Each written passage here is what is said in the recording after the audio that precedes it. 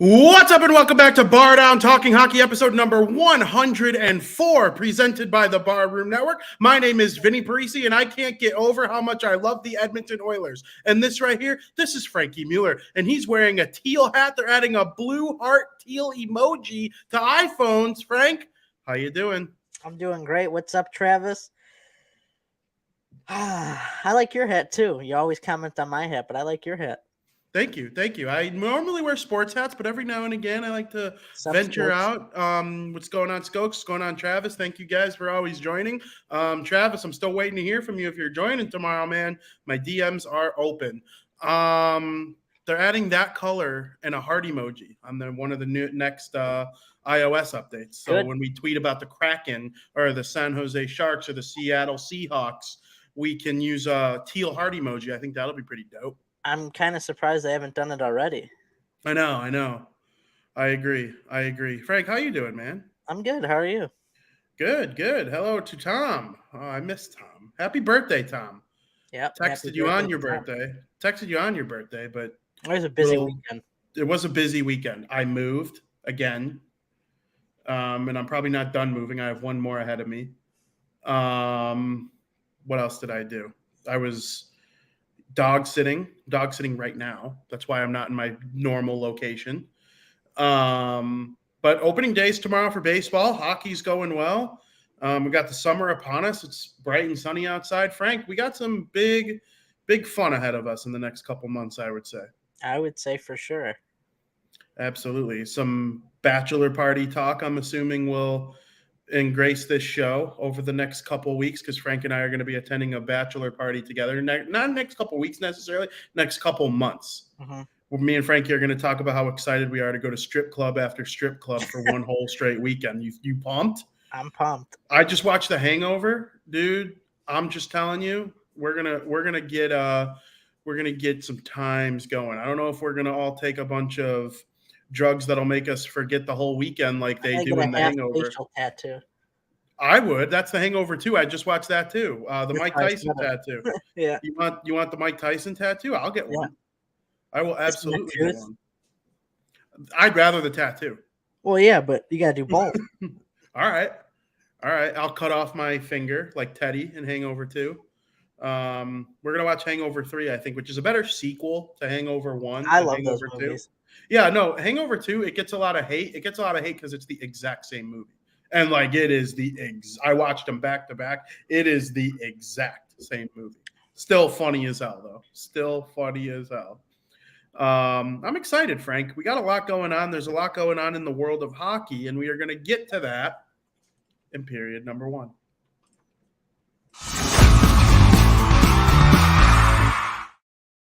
I'm dying to know why we are pissing the H off Foster covers. Fucking Foster. I don't know. I think I'm allowed to call him fucking Foster now because that's what he made his name when he joined our show in a little open mic session last week on Crosstown. What did we do? I think he's pissed at us. I honestly think Foster's pissed at us because we're making him like sports again, like outside of football. Did he hate sports? No, I think he was just like so in tune with football that like he was out on hockey and baseball for a long time, and we've made him start liking sports again outside of football. And I've always said, I told Aldo the very first day I met Aldo, we had a StreamYard session. It obviously wasn't live or it might have been Zoom. I don't remember. Me and Aldo, we met face to face for the first time, and I told him, I want hockey to be as popular in Chicago as football. It's not, but I believe it can be. And if the Hawks wouldn't have flubbed up what they had going, you have to really like mess up royally to mess up what they had going on. Because I think they were the second most popular team in Chicago for a couple of years there. And then the Cubs won the World Series the year after the Hawks won their third cup, and the Hawks started to fall off from there. The White Sox started to rebuild. The Bears had one playoff year. Every team in Chicago, even the Bulls, Das Bulls had a good year last year. Every team in Chicago has had an outstanding year since the Hawks last had an outstanding year. Yep. And most of them have had 2 outstanding years. The Bears are the only one that haven't had 2 outstanding years Although they did go to the playoffs twice, the second time wasn't an outstanding year. That was the extra playoff team year, COVID, blah, blah, blah, killed by the Saints in the first round. But if the Blackhawks land Bedard or Fantilli and build this thing the right way and don't mess it up once they get to the top, I believe hockey can be equally as popular. I will always stand by that statement. And then we started doing the same thing with baseball. And I want baseball to be, I want those three sports and even basketball. I'm not a basketball guy. Like, that's not my niche, but I want every sport to be, I want every sport to be equal. I want everyone to have a slice of the pie. I love entertainment. I want everyone to enjoy it also. Foster says baseball, football, basketball, Hawks leaving alone till next season. That's probably fair, Foster. If the Blackhawks win the draft lottery, I would start bandwagoning them right then and there. I would make it known that you're in on this team because I legitimately, and we're going to get to Connor Bedard in period number 2. I believe he's a generational player. I watch him play. I was looking at his stats. I legitimately think he, as soon as next year, is one of the best players in the league, top 50 player in year 1, and then top 10 player in year 2, probably top 3 player by the start of his prime. So really, really important that, you give yourself the best odds at a guy like that. But Frank, the Eastern Conference has been absolute heat this season. Absolute heat. Last year, the playoff race in the East was over in January, and that is no exaggeration. Go look it up. This year, there's a bunch of teams fighting for the postseason spot. One of them is the Pittsburgh Penguins. Did you see that Crosby backhand goal that came after a big play last week? Let me hear your thoughts and analysis on that. It was absolutely unbelievable. Oh, man. Crosby's got one of the best backhands in the league. I mean, it was just silky smooth. Brought it, beat one defender, and then just put it over the right shoulder of Georgiev. And that goal was his 30th goal of the season, which also was the 11th 30th goal season that he's ever had, which tied Mario Lemieux for the most 30-goal seasons in Penguins history. That backhand is lethal. I mean, just watching Sidney Crosby, silky smooth hand. I know he's not as agile, as silky as he once used to be, but stuff like that just doesn't go away with age, and it was an absolutely gorgeous goal. I mean, everybody on Twitter was tweeting about it. The Penguins tweeted about it, and then all of a sudden, tweets came out on who has the best backhand in the NHL history and who's got, one of the best backhands, and a lot of people were having Crosby at least in the top 2. Some people say he had the best backhand of all time. But it was absolutely unbelievable. If you guys haven't seen it, I would go look it up. Patrick Kane is the best backhand on a spinorama I've ever seen. But just the pure power behind a backhand, Sidney Crosby's is the best I've ever seen. And I believe he is amongst the greatest players who ever lived. I would put him on my NHL all-time Mount Rushmore. A lot of people debate who's 4 or 5. Obviously, Gretzky, Orr, and Lemieux are probably on everyone's. And then there are people that will put Gordie Howe. There are people that will put Mark Messier, Alexander Ovechkin, of course. Sidney Crosby's it for me. And I think they clocked the backhand at 67 miles per hour, which might not sound like a lot. But off a backhand, it's harder for the goaltender to read because you never really know how a backhand is going to come off of a stick. It could be a wild ride. It's not like a shot where you could kind of understand looking at the shooter, based on the angle where the puck's going to go, and whether or not he beats you or not depends on the accuracy and the velocity, positioning. Backhanders are just a wild card. So if you get it up to 67 miles per hour on a backhand, it's like a little changeup,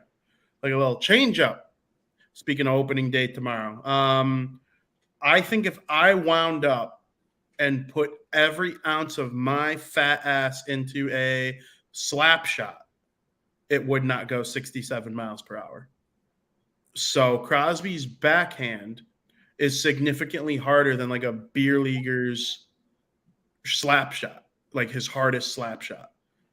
So I commend this guy. He has put the Pittsburgh Penguins on his back. He has 85 points this season. Every time we say something about the Penguins, they do the opposite the following week. So I would like to refrain from saying whether or not we think the Penguins are dead or alive, because they'll do the opposite this upcoming week, and I want to have no influence on what happens with the Pittsburgh Penguins. Do you agree? Do you kind of understand that that's been the case? I know they got like beat in their most recent game and they allowed Detroit to beat them, but like outside of that game, they were good since our last show, and that game against Washington was unbelievable. Yeah, I mean, it'll be interesting to see what happens down this final stretch. I have an answer in my head on what I believe in them, but yeah, we don't have to say. You believe they're going to make it? You don't want me to say? Yes, I do. Yeah, I think they're going to make it. I do too, and I'll tell you why. It's hard to make up 3 points with 8 games left. It's very hard. So, and Florida's so up and down. I think Buffalo has a better chance to catch them. Oh, yeah. I will get to that in a second. Yeah. We got everything written down here. Yeah, okay, perfect. The teams that have clinched in the Eastern Conference are the Carolina Hurricanes, the New Jersey Devils, the New York Rangers, the Boston Bruins, and the Toronto Maple Leafs. The only one of those that has clinched more than a playoff spot is the Boston Bruins, who have clinched the Atlantic Division title. Saw that coming from a mile away. It's only a matter of time before there's a P next to their name. I think it'll say P before Z probably, which is incredibly rare. What's your take on these 5 postseason teams? Yeah, I'm not really surprised given the way the season has gone. These are some of the best teams in the league. I mean, Tampa Bay is basically clinched in my eyes. I mean, it's like near impossible that they miss. Correct me if I'm wrong here, but this is how it's gonna probably fall somewhere along the lines. We'll have Boston will play whoever finishes in the wild card 2 spot. Toronto's probably going to play Tampa Bay. That series is probably locked up in the first round. And then Carolina or the Devils will play wild card 1, and the Rangers will play the other of Carolina and New Jersey. Does that sound about right? If the Rangers catch the Devils, I think they catch the Hurricanes and win the division. I don't see. I got them like dead to win the division. Who? The Rangers. I just don't think it's likely. They just don't stop winning right now, and they play Gotta the Devils climb over tomorrow. 2 good teams, though. I know. It's tough. Okay, you're right. It is tough. I agree. I agree with your analysis. I agree with that. I think it will be hard for the Rangers to make up 5 points with 8 games left. I actually do kind of think they're going to catch the Devils, though, and take home ice. Regardless, though, they play each other. Yeah, right. Yeah. That's a good call. It should be exciting, but we already know how the matchups are going to go down in the first round. I love that we're going to get a Toronto-Tampa Bay series because we need to oust Toronto. Get them out of here. I want them to, if we could go 10 years without them winning a playoff series, it'll just make it'll be hilarious. Have you watched the Lightning lately? I know, but they ended a 4-game losing in regulation streak that had never happened under John Cooper they broke it yesterday with a huge win over the Carolina Hurricanes, which is great for the Devils and the Rangers. But I don't know. I think the 5 teams that have clinched are the 5 best teams in the NHL. Do you think one of those 5 teams will be in the Cup? In the Cup? Yeah. Yes. So you think one of the teams that already clinched will be in the Cup? Yes. If Tampa Bay made it, that don't count. I agree. Tampa Bay, I don't see if they somehow squeak past the Leafs, they'd get killed by the Bruins. I'm so low on Tampa Bay right now that you've just seen them get chipped away at this season. They have been, but they've played a lot of hockey in the last 3 years. They were the best team in the bubble. They were the best team in 2021. They were the best team last year besides Colorado. And the 2 teams played each other in the Cup in that hell of a series. You never know what happens in that Cup if Braden Point plays, because I think Braden Point is that much of a game changer where maybe it does go 7 games or maybe Tampa Bay does win it. Maybe they get that overtime goal in a couple of those games where Colorado scored in overtime. Braden Point's known for scoring in overtime. You might remember 5 OT in the bubble and Braden Point scored in overtime. That's a clutch player right there. Tampa Bay – Victor Hedman's not having the same year that he normally has. Andrei Vasilevsky's been great lately. Mm-hmm. He hasn't had his Andrei Vasilevsky-in type season, I think a lot of that's probably wear and tear. I could see if they get bounced in the first round, that'll be the best thing that ever happens for Tampa, because then they could come back next year fully refreshed, hungry again. Hey, we've only lost one playoff series. We haven't lost a playoff series to an Eastern Conference team in like 5 years. The last time they lost a playoff series to the Western or an Eastern Conference team was when they got swept by Columbus in 2019. That's fucking unbelievable. Okay, that's the last time they lost a playoff series to a team from their goddamn conference. So, do you know what the Lightning have that no other team does, though? Are you going to say like experience or some crap? No.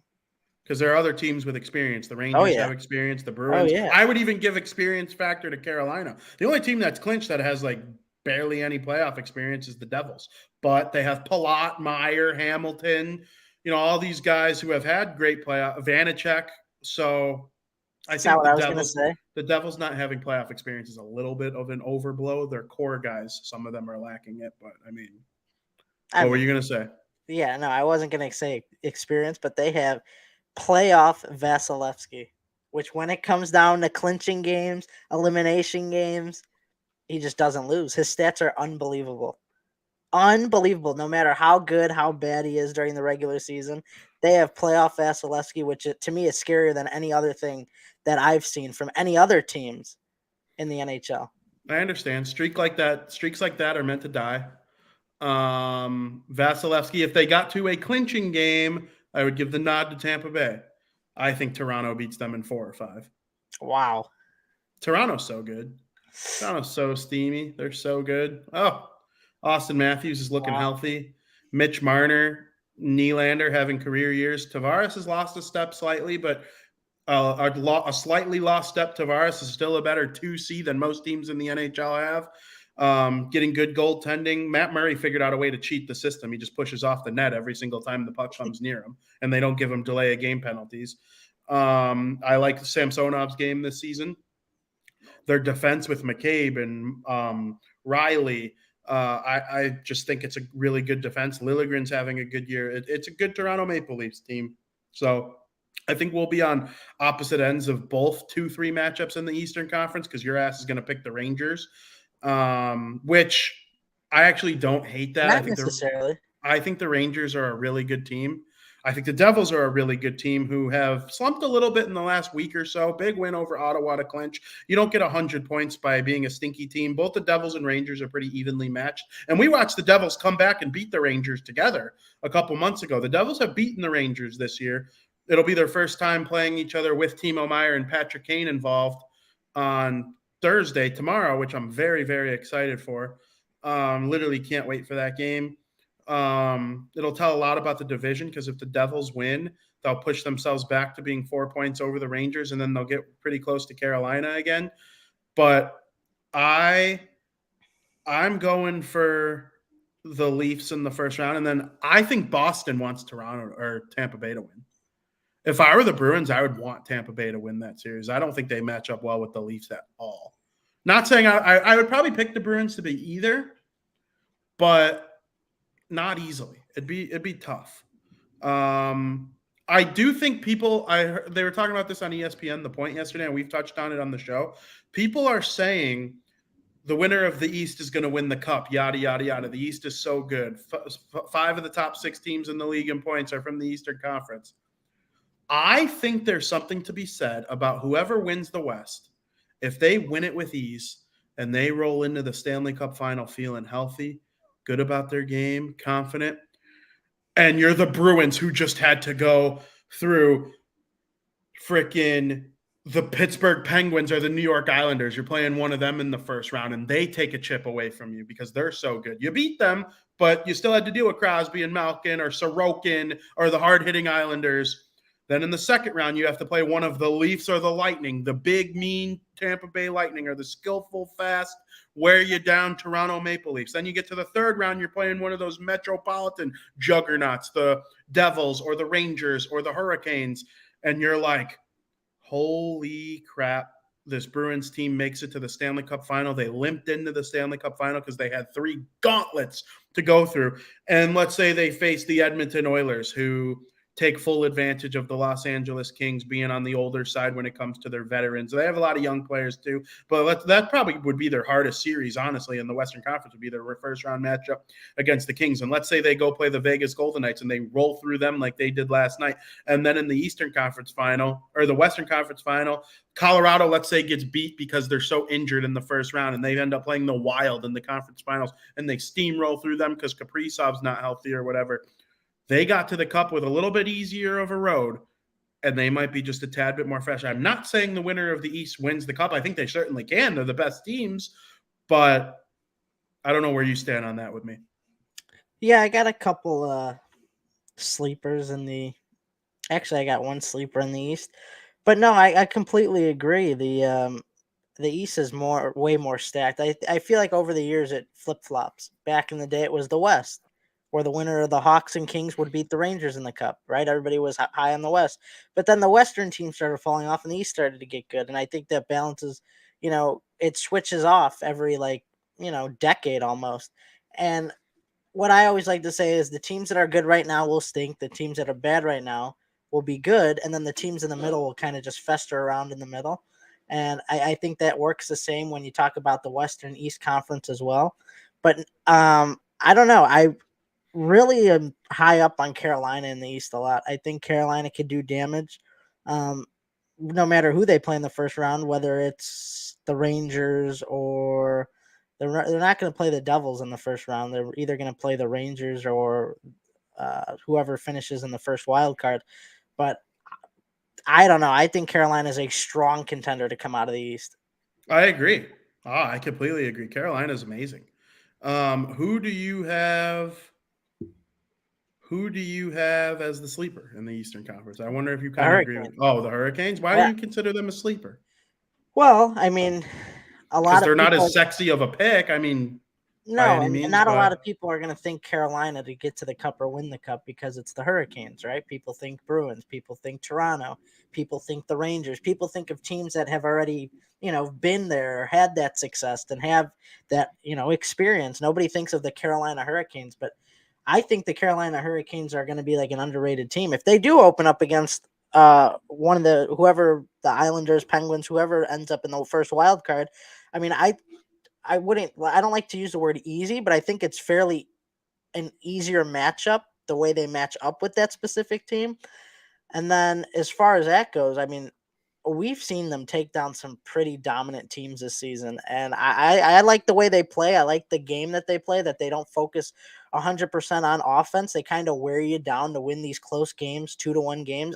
To me, that's my sleeper pick to come out of the East. based on what I've seen in the regular season, and let me make this clear: Carolina's won the Cup more recently than half of these teams. They've won. They've won the Cup more recently than the Devils, who are no joke historically. They won 3 Cups in 9 years, and then 3 years later, the Kings won their first. The Rangers, an original 6 team, they've won the Cup more recent than. They have not won it more recently than the Bruins. They've won it more recently than Toronto, original 6 team, been around forever. Not Tampa Bay. They have more recently than the Islanders. Pittsburgh, no. Florida, yes. Buffalo, yes. All the teams that have a chance to make the playoffs from the Eastern Conference, a lot of them, 2 or 3 of them are outside of Carolina, won the Cup more recently. So the only teams I see that can beat Carolina, you're going to think I'm crazy. And it's just based on, and I know the playoffs are different. If I'm basing it on the regular season, the Bruins are a better team than everyone. So they have to be in that type of conversation no matter what, no matter who they're playing. But the Devils have lost to Carolina once this season out of like 5 times. Mm-hmm. For some reason, they match up well against them. They're not, I don't know if they're necessarily a better team, but if they played them in a playoff series, I would feel more confident in that than the Rangers. I would. And I think Carolina's better than the Rangers. It's just a matchup thing. I don't know what it is. Yeah, I'm not really high up on the Rangers. There's only all right, so here's where I stand. If the Rangers played the Devils, I give the edge to the Rangers. Okay. If the Devils win the division, even if they play Pittsburgh or the Islanders, I give the edge to the Devils to win that series. The way I see it is the only team I think that the Rangers could beat would because they're not going to win the division in my opinion. would probably be the Devils. I don't know why, but I think if the Devils win the division, they're going to advance to the second round and they'll beat the Islanders or Pittsburgh. If the Rangers won the division and played the Islanders, I think the Islanders would beat them. Oh, I love a New York rivalry. That'd be so sweet, but it's probably not going to happen. But I guess you never know. If the Devils were to play like Pittsburgh, I'd give the Devils the edge there. It's just for some reason I don't like the way the Devils match up against the Rangers. But Me either. I don't weird. either. Yeah. The pressure would be on the Devils too, which is an issue, I think, because tomorrow they play them with a chance to tie each other in points. Yeah, it's a huge game. It's probably the biggest game of the Devils. It's probably their biggest game in the Jack Hughes era, which is remarkable because he's been around a while now. Yeah. What a player. 40 goals. I mean, what a player. Really, really good. Excited for what's in his future. Like, I think 110, 120 points in his future is a very real possibility because he's got 84 as a rookie or as a 21-year-old with minimal experience. I don't know. I'm super excited. Heischer's got his first 70-point season, his first 30-goal season. Bratt, first 30-goal season. I mean, Hamilton broke the Devils' record for goals by a defenseman, and they haven't even put in Luke Hughes or Nemec yet. And those are their two best prospects who are supposed to be star defensemen. And Hughes will probably play the final 2 games of the season because now it's only possible for him to play the final 2 games of the season. We'll talk about why in period number 2. But I don't know. It's an exciting time for them. But the first round series against the Rangers, I'm wishy-washy against. But I guess we'll see what happens. I like the Islanders as a sleeper. I watched the Devils play them, and the Islanders smothered them. And even without Barzal, guys like Kyle Palmieri and Zach Parise combined for 3 goals, and they get great goaltending from Sorokin. Sorokin can win you a playoff series against anyone. He's that good. There are like 4 or 5 goalies that I believe can win a playoff series on their own if they're at their best, and Sorokin is one of them. And I wouldn't pick them to win any series, but if they did, I wouldn't be surprised at all. I would pick them to win if they played the Rangers. That's the only team I would pick them to win against. So you think they're a matchup nightmare for the Rangers? Yeah, especially that New York battle. Yeah, I kind of think they're a matchup nightmare for the Devils too. The Devils got smoked by it was so annoying their most recent game, and then the game I went to in December, the Islanders had their way with them. It's just one of those things, and you're right. Playoffs are a different story. Nothing you saw in the regular season really matters anymore. But it's going to be interesting to watch. I'm so excited for the Eastern Conference. So you got the bubble, you got the Islanders and Penguins making it. Well, right now, the way it sits, you got Florida just 3 points out behind Pittsburgh, Buffalo 5 points out with the game in hand behind Pittsburgh, and then Ottawa 5 points out with no games in hand. You also got the Capitals too, but they have too many teams to climb over, so I would have them out of there. And ultimately, in my opinion, comes down between Florida and Buffalo. I know Ottawa is still 5 points behind like Buffalo, but Buffalo's got that game in hand. And really, that game in hand doesn't matter when you're talking about Florida, because even if they win that game in hand, now you're tied in points, still 3 behind Pittsburgh. But if you take into consideration how well the teams I just mentioned, Florida, Buffalo, Ottawa, have performed over their last 10-game span, Florida's the hottest team, and they've lost 4 in a row without a point. But they have the best record in their last 10 games, which that tells you something, that all those teams below the bubble or right on the bubble are performing right now. So I'm kind of leading edge goes to Florida, but if they just keep losing games and they're not getting points, I mean, none of these teams might make it. It just might stay Pittsburgh and the Islanders. And I love the way the Islanders have been playing. They got a big game tonight in Washington. That's huge for them because they don't have any games in hand on anybody they're facing. So if the Islanders win, they almost solidify their spot. That would put them 7 points ahead of the bubble. But yeah, I like what I got right now. In the wild card, I'm feeling Islanders and Pittsburgh. I don't really think any other team is going to catch them, but you never say never. Like I said, the Capitals are right there, but there's too many teams to climb over right now and not enough games left. I got the Capitals and Ottawa as dead. I do. Yeah, Ottawa's right there. Dead. I mean, they really can't do anything. Yeah, those two teams are dead. Buffalo's not dead because of their game in hand. If they won their game in hand and have 79 points, they're right there with Florida. The And only thing is, I don't know who has the tiebreaker over Florida or Buffalo you because they can would be look. tied in points. Their tie is regulation wins. Or wait, is it row? It's not row anymore. They changed it. The tiebreaker is the greater number of games played, excluding games won in overtime. So it's just regulation wins. So the tiebreaker right now, they're tied. They both have 34. So then what happened? Or no. Florida has the same number of RWs. They're tied in row. Florida has the tiebreaker, and Okay. I don't think Florida or Buffalo's going to catch them because they're 4 regulation wins behind. Exactly. They need to finish with more points. That game in hand really means nothing when it comes down to Florida, because even if they win that game in hand and are tied in points, it doesn't matter because Florida still has the tiebreaker. But Pittsburgh, they'd still be able to catch. It'll be interesting. I haven't looked at their schedule, so I don't know who's got the stronger schedule, who's got the weaker schedule. Well, I have a couple. Or if Buffalo plays Pittsburgh at all. I mean, if they play Pittsburgh, that'll be a big game. If I'm Buffalo, if you don't play Florida, you don't worry about them. Just forget about Florida. Don't let what they're doing influence you. I'd worry about Pittsburgh. So I'd love to see what's going on with the Buffalo scheduling. Yeah. Do they play Pittsburgh? Do you know?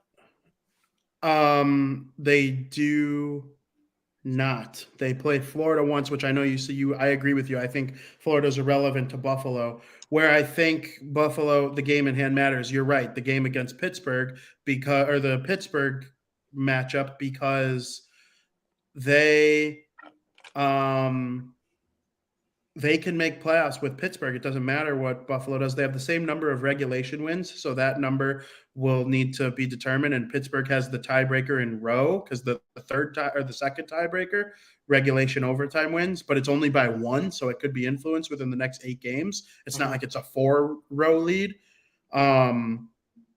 Buffalo, if they lose their next game, I'm canceling them. Because 77 points at 74 games played, too much to overcome. And their next game is against the New York Rangers. If they can beat the Rangers on Friday, and guess what? I think it's possible. Buffalo smoked the Devils. The Devils ended up getting back to within a goal, and the game ended 6-5.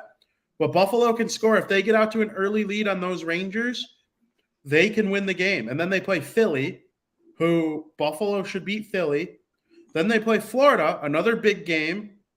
And then they played Detroit, and then a gauntlet to little weekend stretch there. They got Carolina, the Rangers again, and then the Devils. And then they end the season with Ottawa and Columbus.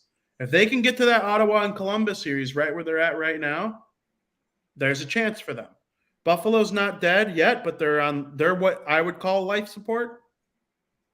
But because Ottawa has that extra game played, though, I think they're dead. Yeah, Ottawa's probably out. I mean, they would need a miracle, I would say. There's only 8 games left for them, so I mean, you don't have that much. You're 8 games left and you're 5 behind Pittsburgh. You still have too many teams to jump. Now, you said Florida had 4 regulation wins ahead of Buffalo, correct? Yeah. Right? So that's why I said the game in hand really doesn't matter, because if you tie them, you're still behind. Now, let's say they're tied come April 4th, when you're only got a couple games left in the regular season. Florida plays Buffalo on April 4th at home. That game could be big. Like, that game could be huge if they're still tied in points, because then it matters. Then the games in hand don't matter because the winner of that game will pass the other up, and you only have so many games left in the season.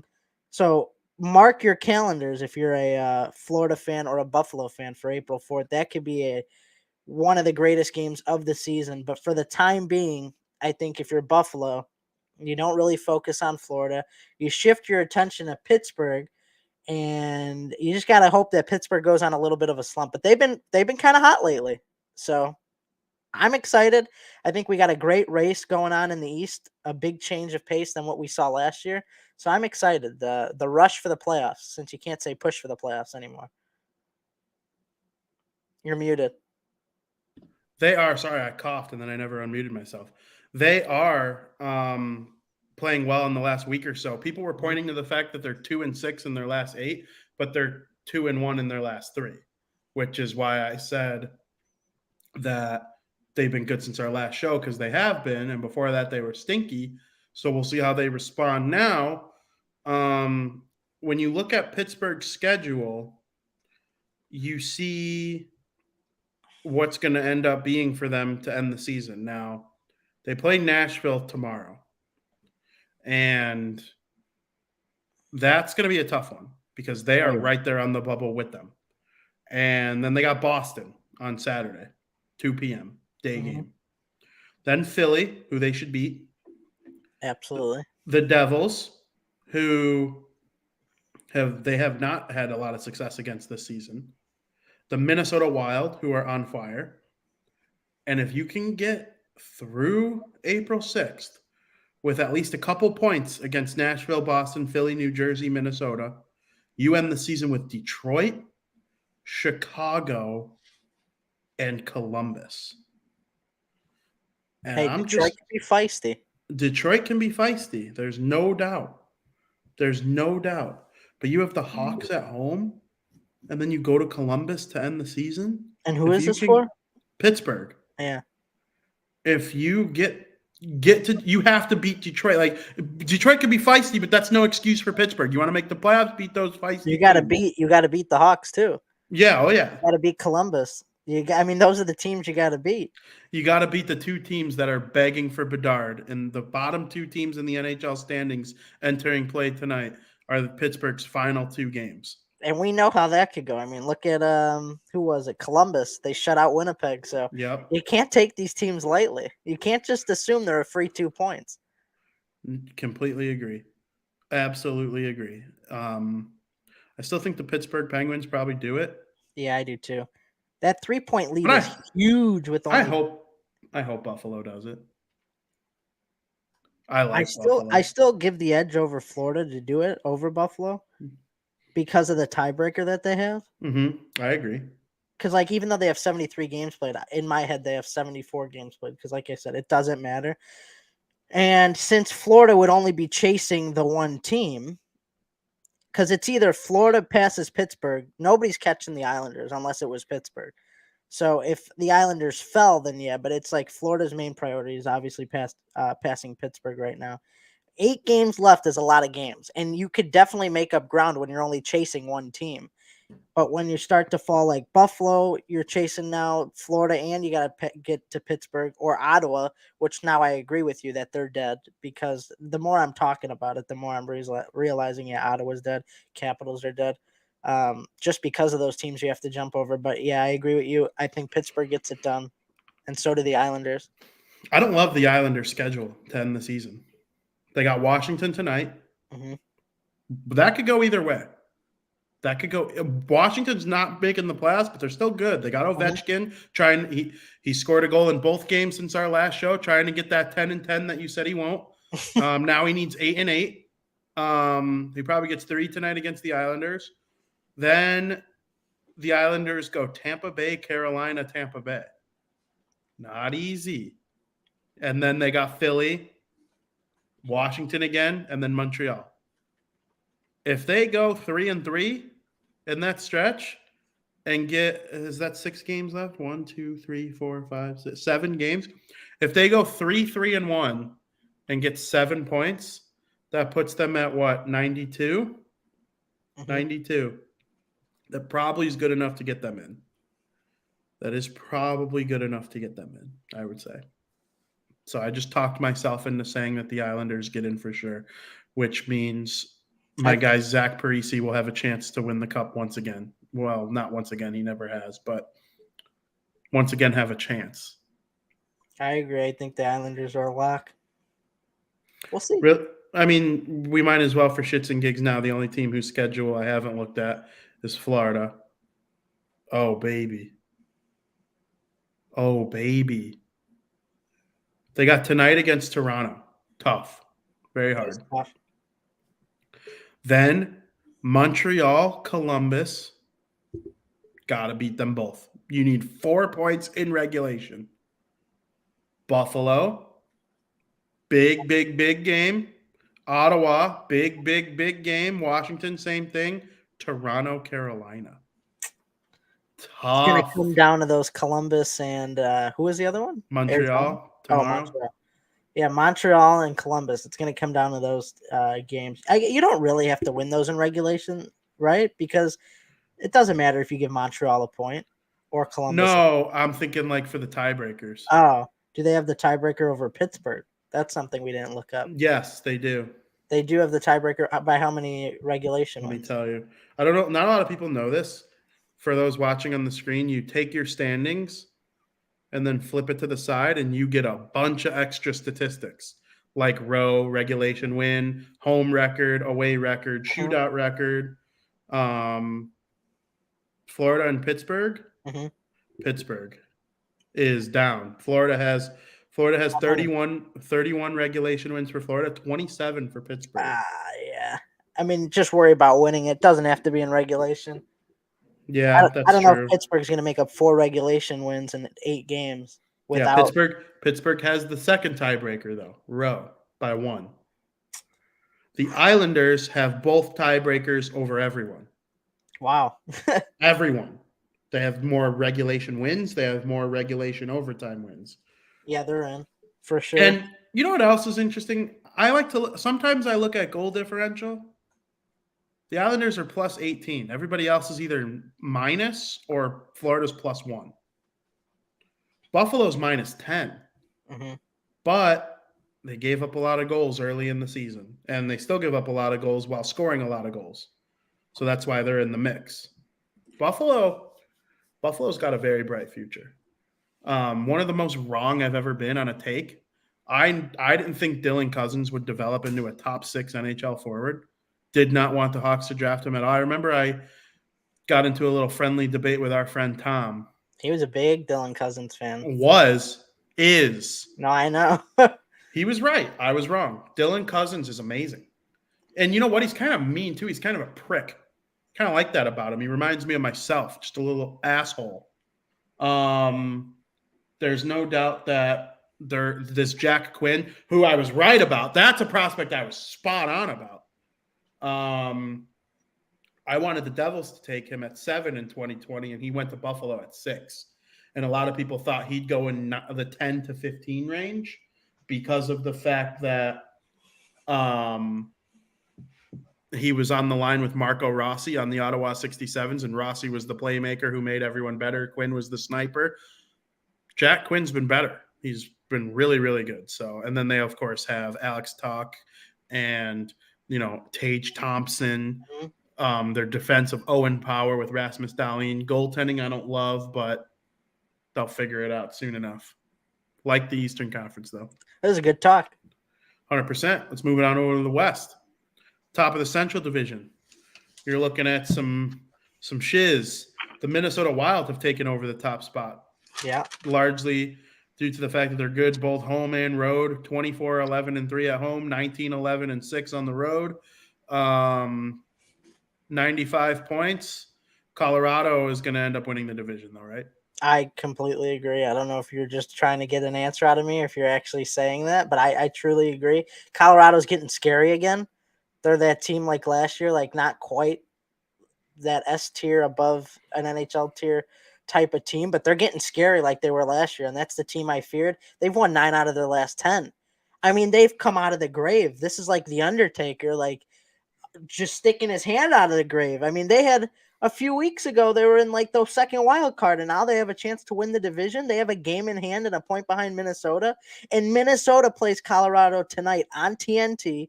That I think that's game of the year, to be honest with you, to decide the winner of that game greatly increases their odds of winning the division, because if Colorado wins, not only are series. And a playoff series, because not only if Colorado wins tonight, they take the division, they'll be a point ahead of Minnesota for the division, still with that game in hand. And then to make this race in the Central Division even crazier than it already is, Dallas plays Colorado on Saturday. Colorado's next game is against Dallas. The two teams that one's above them and the one below them, their next two games are against. This next week for Colorado is just going to be unbelievable. If they win both, they probably win the division guaranteed. If they lose to Minnesota, things get a little shaky, especially if it's in regulation. Dallas, see, I don't know where Dallas stands yet. I will know more after the game with Colorado on Saturday. But, I mean, the scheduling is crazy. Dallas has the tiebreaker over both. I would love to see the Minnesota Wild take out their freaking balls tonight and put them on the fucking table and destroy the Colorado Avalanche. I would love it. It would be so sweet to see that team without Kaprizov, who's been so good, go out there and get it done tonight. I still think Colorado is going to take the division. I think they're the best team in the Western Conference on paper. I do think winning the division is paramount to the Central Division winner, more and Pacific. I think winning the conference is paramount because the winner will get limp dick Winnipeg, or Nashville or Calgary at this point because Winnipeg is not a lock anymore. No, they are not a lock anymore. The other will get Dallas, right? Like, and Dallas is capable of beating both. I don't think Colorado's a lock to just like steamroll through the playoffs. I don't. Do I think they will? Kind of. Yeah, I kind of am leaning that way. But it's not like last year where it's like Colorado's winning at least 2 series. Right. And that's what I think of like the best team in the NHL should do, no matter minimum, is win 2 series. It's hard to win the cup. There's a lot of Russian roulette after the conference final starts, like who's healthier, who's playing better. There are a lot of factors, but I like Colorado right now. Cale Makar is back. The Nate Dogg, second in the NHL in points per game, only behind McJesus, of players that have played like a certain number of games. Uh-huh. I think the Nate Dogg has been the second best player in the NHL this season, maybe third behind Draisaitl. Kucherov's up there too. The Nate Dogg is absolutely unbelievable, playing well. The winner of the Pacific too, though, don't get Seattle. And listen, credit to Seattle. They're making the playoffs for sure. They're a lock to me because they have a 5-point lead on a playoff spot and 2 games in hand on every team below them. Yeah. I think Seattle's in. Just everything is so nice for them math wise. But Minnesota, man, it's been a great season for them in a year that we thought they would kind of taper off a little bit just because of the cap hit issue of Parisi and Suter, and they haven't been able to spend to the max. They had to let go of Fiala to the Kings, who's been really good for them, obviously. I just think the Wild, they have such a bright future because once this cap issue gets cleared up, they could spend a little bit more money. They have Kaprizov, and they have a top 3 farm system, maybe top 1. Athletic ranked them 1. I really love Hughes and Nemec, and I'm biased. I would put the Devils slightly ahead on my personal ranking, but I love the Wild and what they're doing. Colorado, man, they got the Dogs. Dangerous.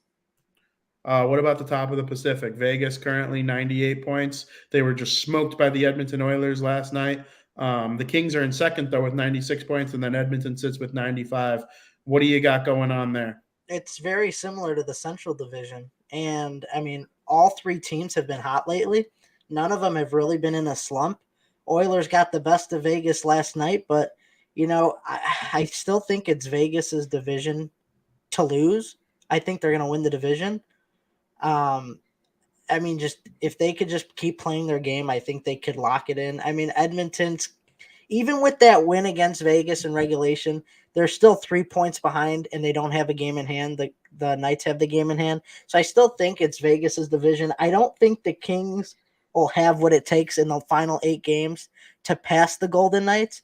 But then again, the Vegas Golden Knights play the Kings in the Fortress on April 6th. That game means more to the Kings, if anything. If Vegas wants to win that game, if Vegas wins that game, the Pacific is theirs, like almost nearly guaranteed. But that game as a whole, I think will mean more to the Kings than it will to the Knights, depending on where we are in the standings. But I looked at all three teams' schedules: the Knights, the Kings, the Oilers. The Oilers have the easiest schedule by far of the three teams that are vying for that Pacific Division. So the Oilers have 7 games left, and 4 out of those 7 games, more than half of those 7 games, are against San Jose or Anaheim. 2 against San Jose, 2 against Anaheim. Those are the games that you have to win. And I mean, if you're the Oilers, you got to pick up, what is that, 8 points right there. That's got to be a free 8 points. There's no excuses. But you know how that goes. You never know. Just because you're supposed to win on paper doesn't mean you're going to win the game. But I mean, minimum 7 of 8 you need there.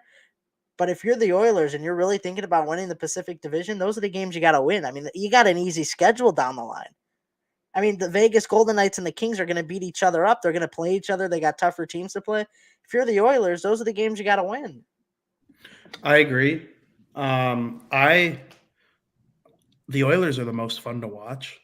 And I just tweeted right before the show started my article that I wrote last night for Puck Bros. You could go catch it at Vinny Parisi on Twitter or at puckbros.com about how they're the most entertaining team in the NHL. They're not the best team in the NHL, but they're close. I think they're the best team in the Western Conference. I mean, I watch a lot of Oilers. I've bragged about it a lot on this show. They've played 75 games. I probably watched parts of 60 of them. Like, I honestly believe that. I tune into the Oilers as often as I can. And, I don't make it like my priority like the Devils. Like, I have to watch, but I'm covering the Oilers for Puck Pros as often as I can. And it's a team. And I noticed they're 0-4 in shootouts. Yeah. If they were 4-0, they'd have 99 points. And I'm thinking to myself, you have Connor McDavid. If they were 4-0, yeah, they'd have 103 points. Well, they got a point in those games. They missed out on 4 points. Oh, yeah.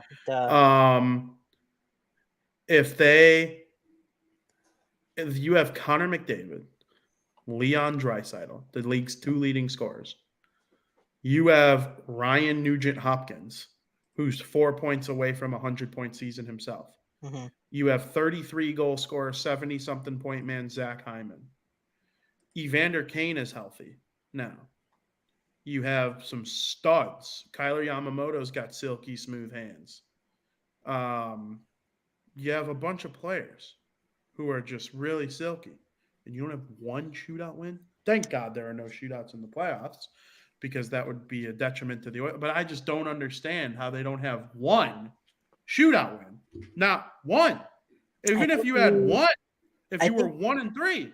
I think the Islanders are like that too, right? Who else? There is another team, and I thought it was the Islanders. Winless in the shootouts. The Seattle Kraken are 0-4. The San Jose Sharks are 1-6. I thought the Islanders were like 0-5. The Islanders are 0-5. Yeah. And look at where they are. The Devils are 2-4. I'm shocked they have 2 wins. Shootouts are just so hit or miss. That's why I hate them. They're bullshit. They're a terrible way to decide a great game that went 65 minutes without breaking a tie. But I like you. You made me even more convinced. I didn't know Edmonton had that many games against San Jose and Anaheim. Yeah, I mean those are the teams you got to beat, though. Yeah, those are the teams. If they win those games only, I think they can win the division. If they need 7 of 8 minimum. If they get 8, that's 103. Vegas will pass 103. You need more than that. But I'm saying, dude, the Oilers, I think they win the West in the playoffs. The Oilers? Yeah, they're my pick to win. Yeah, as of right now. If I make my bracket in 3 weeks. Oh, you meant bracket, not most points in the West. Oh, no. I mean. No, I don't think they get most points in the West. That's what I thought you were saying. If they win the division, they did. That's what they mean. But you need more, like you said, you need more than 8 points. And first of all, those 4 games aren't a guarantee, but then you got to still win some of those other games you're up against. Yeah, I don't know. I do think it's possible they win the West in points. Like, they're only 3 out. Yeah, but don't forget about Colorado, who's 1 point behind them with 2 games in hand. Yeah, Colorado's up there for sure. and so is Minnesota, and so is the Kings. I mean, it's just the Western Conference is way better than people give it credit for. They're sleeping on this conference just because there's no red team in the freaking top 8. People love the color red; they're attracted to it, and there's a bunch of them in the Eastern Conference. And when I say red, I mean like bright. There's no bright colors. It's not a bright colored conference. That's why I think the Blackhawks stand out. Um, it's just it's so great right now in the Pacific Division, and it used to be the crap division of the league. It ain't anymore. It Not at is all. not anymore. And Anaheim's on the rise, even though they're like having a stinky year. The Sharks have a long way to go. I think the Blackhawks need Bedard more than anyone, but I think the Sharks are right there. Because they'll get rid of Carlson. The Timo Meyer's already gone. Logan Couture is on his last leg with the team. But I don't know. Winnipeg sucks. They've pissed me off more than any team because I want Winnipeg in the playoffs. I love the whiteout in Winnipeg. Super fun playoff Cool. atmosphere. Reminds Really me of Penn cool. State. Yep. Love the Winnipeg whiteout. I hope they get in because the only way I hope they don't get in is if Edmonton catches them, is if Edmonton does win the West most points, and then they end up playing Calgary in the first round for another Battle of Alberta in the postseason. Rick from Red Deer would be off his hook knowing that they're playing yet another game, another postseason series against one another. But man, do I love this Oilers team. Go read my most recent article where I basically blow them the whole time. It's just wonderful. Absolutely wonderful. I love it. Love the Oilers. They're fun. The Kings are really good too. I like the Kings. You know I like the Kings. Oh, yeah. I know you like the Kings.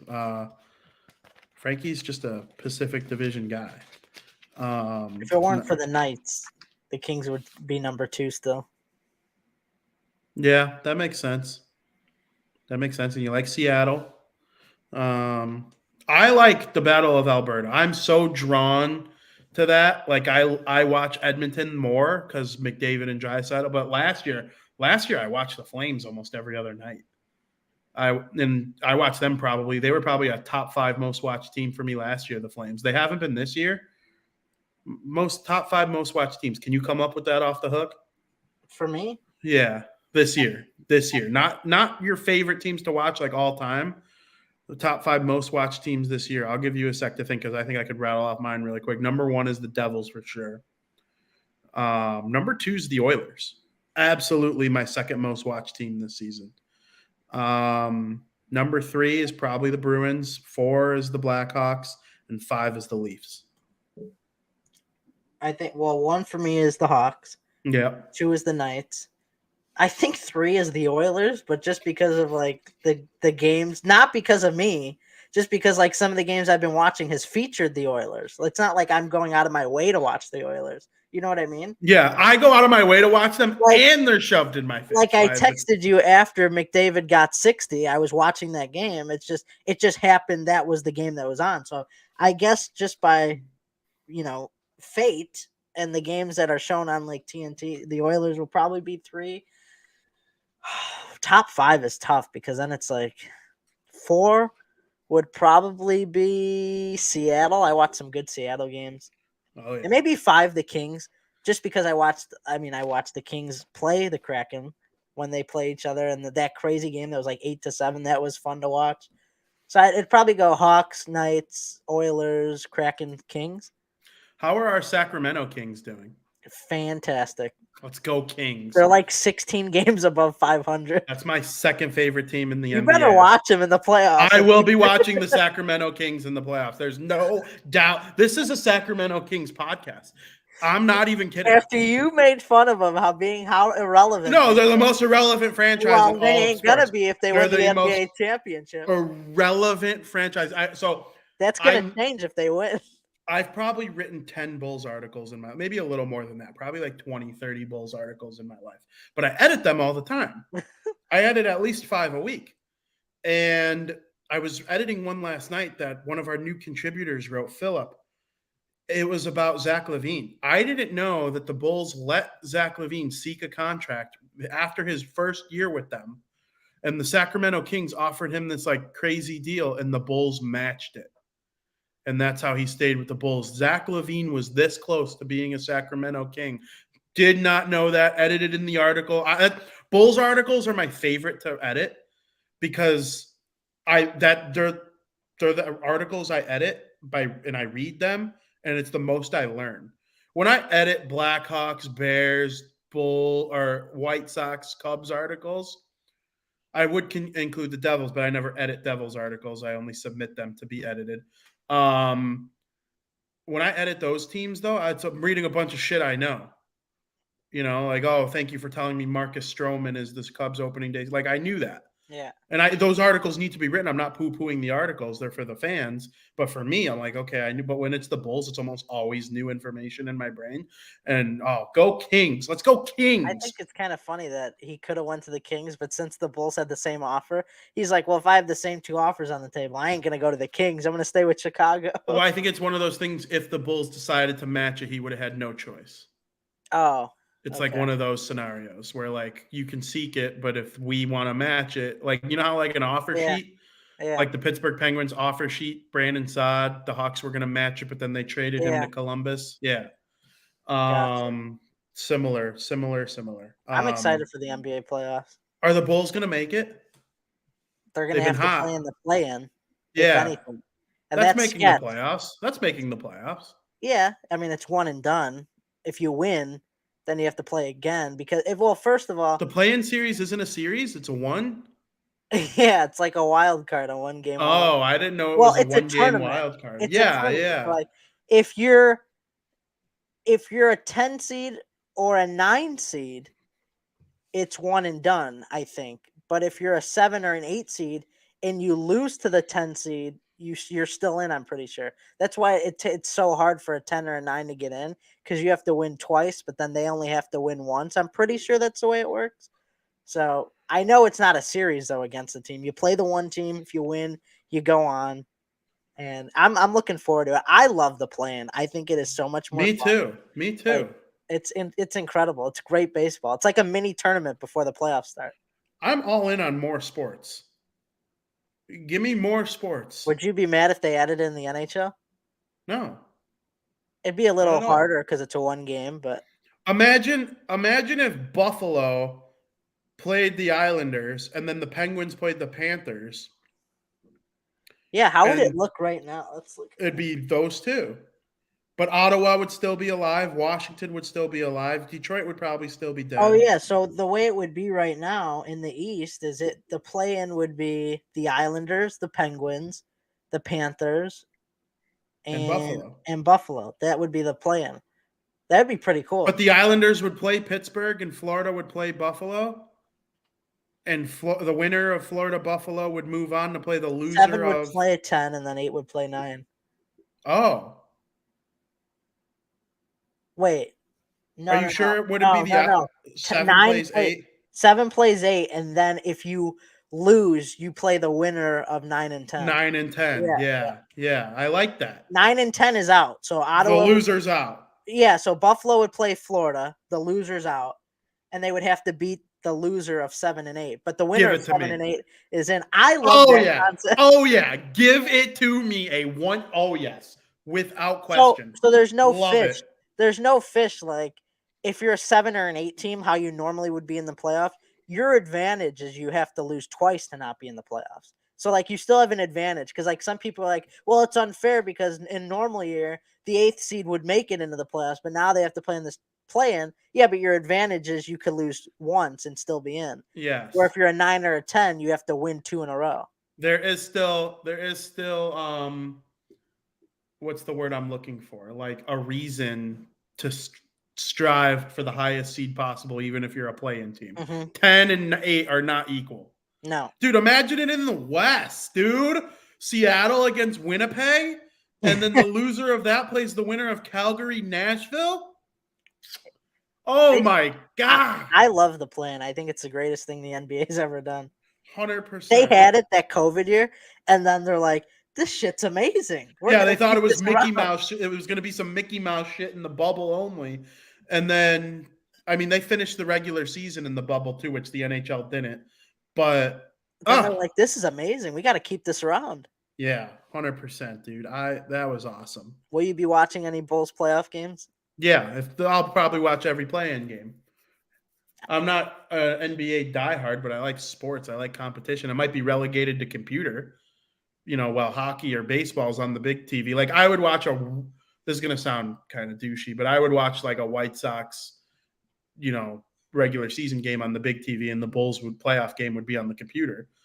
But, what if they were in the NBA championship? Then the regular season White Sox game goes on the computer, 100%. If they're like in the NBA finals, or yeah. I'm not a fool. You'd probably be watching it with a lot of people. Yeah, exactly. And the White Sox could even go on the phone in that situation. It depends on the Devils too, or just the NHL playoffs in general. Because I would watch the conference finals between the Kings and the Leafs over a Bulls final game. I know that sounds crazy too, but it's no disrespect to them. It's just basketball is my number 4 sport. There's no shame in that. I still like it. You don't have to like hate the sports that aren't your number 1. You could still enjoy them too. But hell yeah, man, sign me up. Let's go Kings. Kings aren't a play-in team though. No, they're like, hold on, I'll tell you exactly. Another reason why I like the play-in, I think it'd be cool for the NHL, is get teams like the Capitals a reason to really push and try to make that 10 spot, or Ottawa. Ottawa would be really pushing to get in. It keeps 100%. teams invested to where they like less tanking involved, right? The trade deadline would be more fun too, because there would be more medium teams trying to do revenue. Absolutely. Right now, the Kings are 45-30. They got 7 games left in the regular season. Their biggest move this offseason was getting Sabonis. He's a great player. When I saw it happen, I'm like, oh, wow, that's going to be great. I didn't think it'd help him that much, but it has. And they sit currently at their 3rd place in the Western Conference. That's crazy. They are. Did the dog barking scare the shit out of you like it did me? Not really. I literally was like, "Are you kidding me right now?" They're 5 games ahead of the Suns for 4th place. The Suns are in 4th, and the Kings have 5 games in hand. 5 games not in hand. They just have a 5-game lead against the Suns, and they're 3 games behind the Grizzlies for 2nd in the conference. Who's ahead of the Kings? The Grizzlies are in 2nd, and then the Nuggets are in 1st. The Nuggets clinched. They clinched the division, the Nuggets, and so did the Grizzlies. Right now, the Bulls are in the 10th spot. They would have to play the Raptors, which is tough. The Raptors are very good, but they have a 2.5 game lead over the Wizards. So it's looking right now like the Bulls could be a play-in team for sure. I'd be cool with that. I'd be cool with that for sure. I would watch the game. They'd probably lose. But would they though? I don't know. It'd be in Toronto, which is tough. Why are the Raptors the 8 seed though if they're that tough? Well, they're the 9 seed, but it just seems, 9 seed. It seems like every time I focus in on them, they're good. Like like yesterday, they blew out. I forgot who they're playing, but the Heat. They won by like double digits against the Heat, but the Heat were a little injured. But it just seems like every time you focus your attention on them, they do good. They've won 3 in a row. The Bulls have been hot though, like you said. They're 7-3 in their last 10. So I'm looking forward to it. I really am. I'd love to see the Bulls get in as a 7 or an 8 seed. I mean, they would open up against the Bucks if they did, or the Celtics, so they'd probably get shelled, but I don't know. Yeah, I mean, last year's series against the Bucks was tough, so I can only imagine if they played them this year. But are the Nets, and then we can finally move back to hockey, are the Nets in a playoff spot? Because I know they traded everyone away, but they had most of the year with those guys, and I feel like every team in the league should be trying to draw the Nets in the first round. They're 6th, so they're not a play-in team. They're in an actual spot. But the Heat are a half game behind, and I think the Heat will pass them up. I think the Nets will fall to a play-in team. That's tough. That's tough. I'd be rooting the Heat. Every team in the league should be rooting for the Nets to not be a play-in team. They're gonna be a playing team, guaranteed. I think. Yeah, because like their roster has just fallen off because they traded away Durant and Irving, but they had Durant and Irving for like the first portion of the I season. know. So like they're up there. They're up there, but they're the worst team in a playoff spot probably. Like I think the Bulls could probably take them down. They could. I could see it happening for sure. Yeah. Well, maybe the Bulls, if they can squeak out a win against Toronto or something, they'll get a losing Nets team. Right? I want to see them make it. So whatever they have to do to make the playoffs would be amazing. What if they're the 10 seed, upset the Raptors, and then they get the losing Nets who lost to whoever would be the 8 seed? The Hawks. The Hawks. No, they would lose to the Hawks. Hawks are pretty good. Yeah, the Hawks would beat the Nets, and then the Bulls could beat the Nets. That's my plan to get the Bulls out of the play-in round. And then you draw the Bucks in the first round. Yeah. Well, it's about getting in, right? But you got to get there first. So anybody yeah, invited to the dance could be the last one standing sometimes. Oh yeah. Not really. Frank, we got a lot going on in the hockey world right now, and it doesn't just stick to the NHL. Mm-hmm. Let's get to that. Period number 2. Record length for period 1? Again? No, I think episode 100 was like an hour and 30 something minutes. Remember hour 40 something because we had all those people coming in. Do you remember that? Oh yeah, that was fun. I can't really hear you. I said, "Oh yeah, that was fun." That was really, really fun. Can you hear me now? Yeah, I can. I'm wondering why all of a sudden you can't. I haven't done anything differently. Testing 1, 2, testing 1. Unless it's me. Hold on. Yeah, I don't know. I haven't changed anything. You heard me fine in the first period, right? Oh yeah. Talk.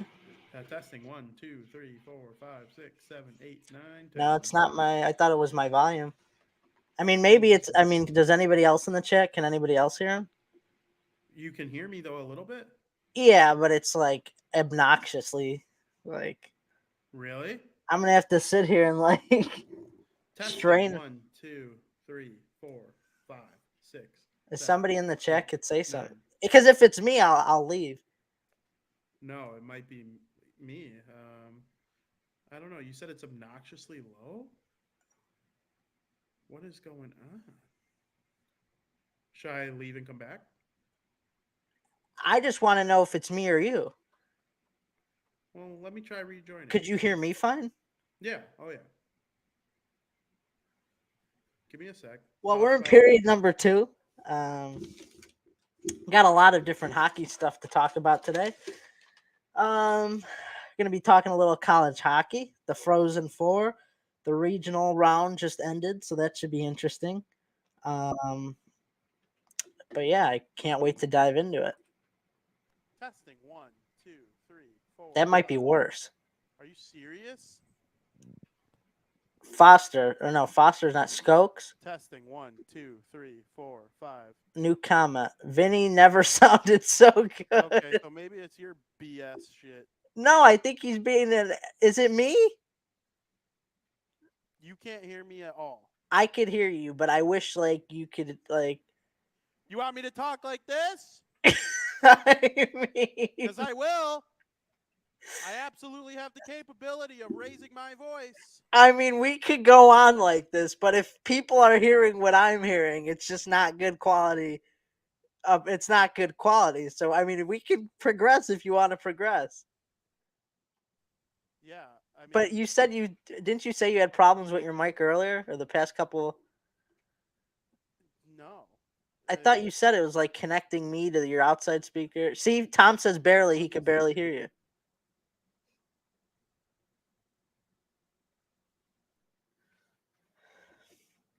Now you're muted.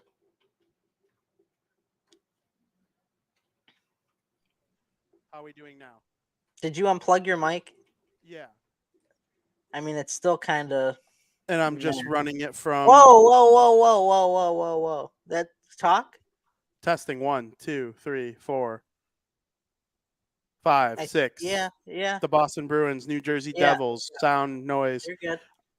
I mean, I'm not coming out of this anymore, so I will just do the rest of the show like this. I don't. Let me try reconnecting it one more time to see. You're gonna unplug it? How do I sound now? Testing 1, 2, 3. Back to being low. No, you sound the same you did a couple minutes ago. Like good. Good, like it was the whole time. Okay, you're back in my headset. Problem solved. Here, Frank. Tom says, there you go. Yeah. Okay. Perfect. I don't know That why was weird. that was weird. All I did was disconnect this from the computer and then reconnect it. Sometimes that's all it takes. Sometimes it's all it takes. Technology. We are at the mercy of it. Frank, the college hockey slate was arguably better and more entertaining than the actual basketball slate this year because the basketball slate, everyone's bracket was destroyed so That early makes on. good entertainment. I like It the does. entertainment. I like It the does upset. make it does. It does. They're both great. But what did you think of the college hockey weekend slate? This was probably the most I followed college hockey this year You're over welcome. any other year. Well, to me, there's just I rather follow college football or basketball when it comes to college sports. I even watch some college baseball once in a while. But no, it was interesting. Minnesota defeated St. Cloud State 4-1, dominating performance by Minnesota. And Justin Close, the goaltender, was sensational for Minnesota. He helped Minnesota get back to the Final Four for back-to-back years. He actually the only goal he allowed was on the power play, so he didn't allow any even strength goals. He looked absolutely amazing. They're a force to be reckoned with here. As far as everything else, Penn State versus Michigan, outstanding game. I got to catch the tail end of that. Penn State led 1-0 with 8:52 left to go in the third period before Adam Fantilli tied the game up. Fantilli! And it wasn't long before Mackie Samoskevich scored 52 seconds into overtime. It was an unbelievable effort by Penn State, but nonetheless, Michigan, who I'm very high up on in this college tournament, gets it done. But Penn State had them at their brink, so it was very entertaining weekend. I loved every bit of it. There are a lot of people that are playing in this tournament from the NHL. Every team has at least 2 already drafted NHL prospects. So I think that is something that, makes this tournament worth watching. Most teams in the league have at least one representative that started in the slate, the entire tournament. Now we might be down. Not every team might be left. But, there's some good stuff. Even Penn State had 2 players that were drafted NHL players, and of course my good friend Sam Wu, a co-host of mine of the Let's Go Devils podcast, was he's a Penn State alum and he's a New Jersey Devils fan, so he was hoping that his alma mater would send the Devils top prospect to the Devils, but the Michigan Wolverines got it done in overtime in one of the more entertaining games of the entire weekend. Yep. Frank, I think, obviously BU, Michigan, Quinnipiac, and Minnesota all advanced to the Frozen Four. I don't think any of those teams are the disputed favorite. I do think Michigan and Minnesota feel like they're on a little collision course here, but Quinnipiac and BU are going to try to have something to say about it. So, and I thought after the way Ohio State played in their first game that they would destroy Quinnipiac, and they were dogs, and I was surprised, and I bet it, and I lost. Quinnipiac and BU are very good. BU is going to give. BU's got Minnesota in the next game. Yep. They're going to give them hell. And I know you're going to pick Minnesota, and I probably am too. And we have a couple reasons for that, but I don't think it's a lock. I don't think it's a lock one bit. BU with Comesso. Comesso's been outstanding. Blackhawks prospect. And then their best player, Lane, what? I'm trying to blank on his last name. Lane Johnson? Yeah. No. Who's Lane Johnson? That name rings a bell. Lane Johnson is someone. It's something Son, though. I feel so dumb sure right it's not now. Lane Johnson? Because No, Lane Johnson is somebody. Yeah, Lane Johnson's in the NFL. Lane Hudson. Lane Hudson. Yeah, what a dummy I am for just drawing a blank on that for a second. I've been tweeting about him so much I shouldn't forget his name. He's a Montreal Canadiens draft pick. I see like a potential Norris Trophy candidate. I'm being dead serious. He is so good. He will be on the Habs in short order. It'll take him a minute. It takes defenseman time sometimes. But I honestly think like what he's able to do You okay there? is, yeah, I was adjusting something on the, because there are these guys doing the lawn out there right now. I'm like, perfect freaking timing, guys. And I Oh, yeah. wanted to close the blind, but I don't know if I'm going to be able to. It's kind of a far reach. He's so good, and he's impacted games. He made the game-winning play for BU against Ohio State. Or no, it wasn't against. Was it the first game they played? And they were about to tie it, and he made a defensive play. Normally, when they think of Lane Johnson or Lane Watson, damn it, Frank Hudson, God. Normally they think of his offense, and his defense shined too in this tournament so far. So you're gonna get BU versus Minnesota and Quinnipiac Yep. versus Michigan. We're not going to give our predictions on the series till next week, but is there anything else that stands out from that tournament as far as what you noticed from specific players? Well, I think of the 4 teams that are left, Quinnipiac's like the least likely to have success in this tournament. I mean, this is their 3rd Final Four ever, or Frozen Four, ever. In some of the stats that I found interesting going into the Frozen Four, well, that this will be the 27th meeting between Boston University and Minnesota, and each team has won 12 times with 2 ties, which to me is just unbelievable how evenly this rivalry has been over the years. Where if you switch gears to Michigan and Quinnipiac, Quinnipiac has never beaten Michigan in school history. They're 0 for 5. And the team that Michigan has this year really puts Quinnipiac at a very, very high disadvantage. But nonetheless, I think both games could be pretty interesting.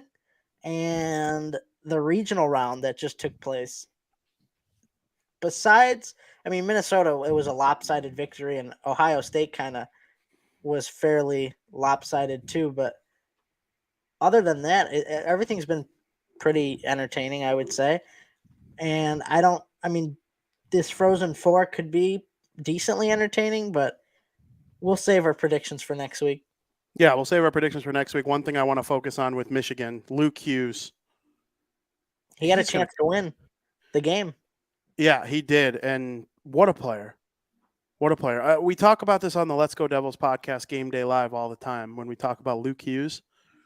He is exceptional. And in his freshman year, last year, he had Owen Power and Kent Johnson and Matty Beniers, and they were great. They failed to do what we thought they were going to do. St. Cloud State ended up winning the whole thing. But this year, or last year, he was all about offense and just joining the rush and scoring and having the most points in the country as a defenseman. This year, his points came. He was Michigan's second leading scorer. Only Adam Fantilli had more.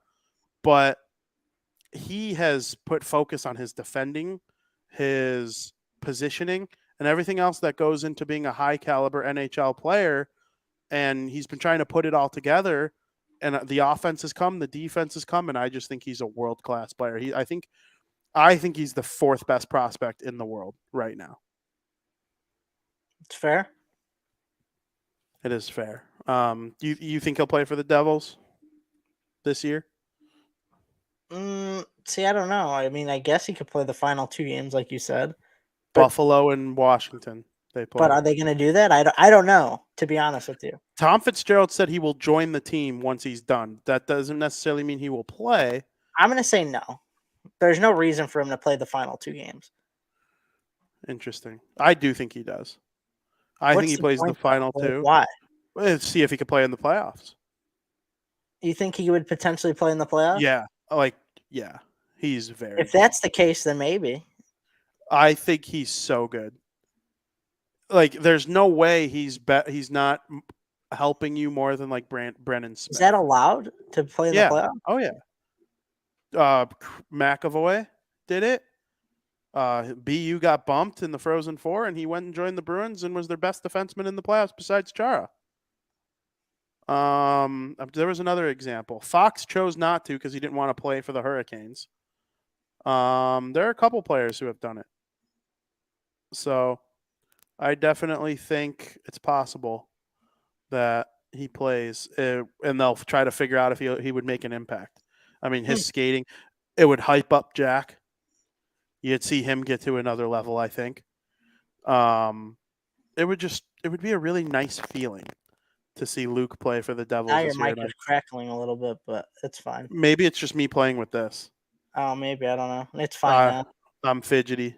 But yeah, I'm excited about the Frozen Four. I literally can't wait for it. I will be all in Tampa, Florida, Amalie Arena, home of the Tampa Bay Lightning. Yep. Going to be outstanding. So, and then I'm going to try and push college hockey a little more, because I've picked it up a little bit more in the last couple months because of Devils prospects and what Minnesota's got going on. That's why I think our predictions are probably going to align next week. They have Snuggerud, who's a Blues prospect. Outstanding tournament so far. Mm-hmm. Logan Cooley, in my opinion, is the number 1 prospect in the world right now. And then Brodzinski. He's on that team. And they have Matthew Nyes, who's going to be a Leaf. He might join the Leafs for the playoffs. They'd probably rather him than a couple of their bottom 6 forwards that they currently have. So I really like what some of these teams got going right now. It's definitely going to be entertaining, that's for sure. So I'll probably definitely. When does that start? April 4th? 6th. 6th? 6th to the 8th? 6th and the 8th. Yep. Okay. Are you going to bet it? Yeah, I don't know. I went 1-1 on betting in the tournament so far. I think Michigan and Minnesota are going to be fairly decent favorites. Now, if they play each other, that's a different story. I think it'll be a little more even. Yeah, I agree. I don't know who's better out of the two. But I think in the Frozen Four, there's going to be a significant favorite. Maybe I'm wrong, but I think Michigan will be a pretty heavy favorite over Quinnipiac, and Minnesota might be a pretty decent favorite, but not as much as a favorite Michigan will be. I agree. Frank, one more thing on this: Adam Fantilli. Mm-hmm. He's going to be the number 2 pick in the draft. I don't know if he's necessarily Bedard, but can he be Heischer? Maybe. Or Bergeron, Barkov, one of those types of guys. Like that's where I see him. I see his ceiling as like Heischer, which is like a number 1 overall pick in most drafts, 2-way centerman, 70 to 80 points a year, just playing outstanding 2-way game. And the Hawks have had success building around a guy like that before, you might remember. Mm-hmm. Stokes Fantilli is also scrappy as hell. Love the way he plays. I love the way he looked in that game when he tied it 1-1. He looked great. I mean, it almost seems poetic, like the man to save your seasons, Adam Fantilli. Like, why does that always happen? Yeah, it's just the best players being the best players, and Adam Fantilli is their best player. Well, he's their best forward.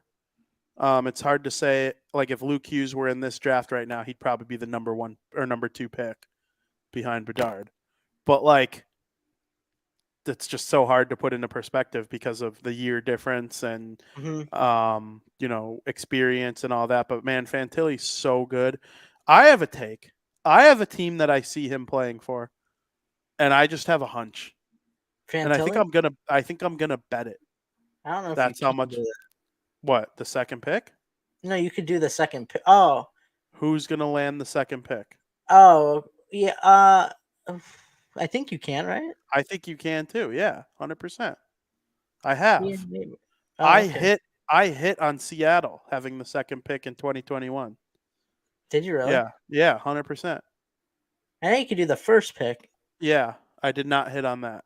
But I don't remember. Because I would always just bet the Devils. I think Philly gets Fantilli. Philly Fantilli? Philly Fantilli.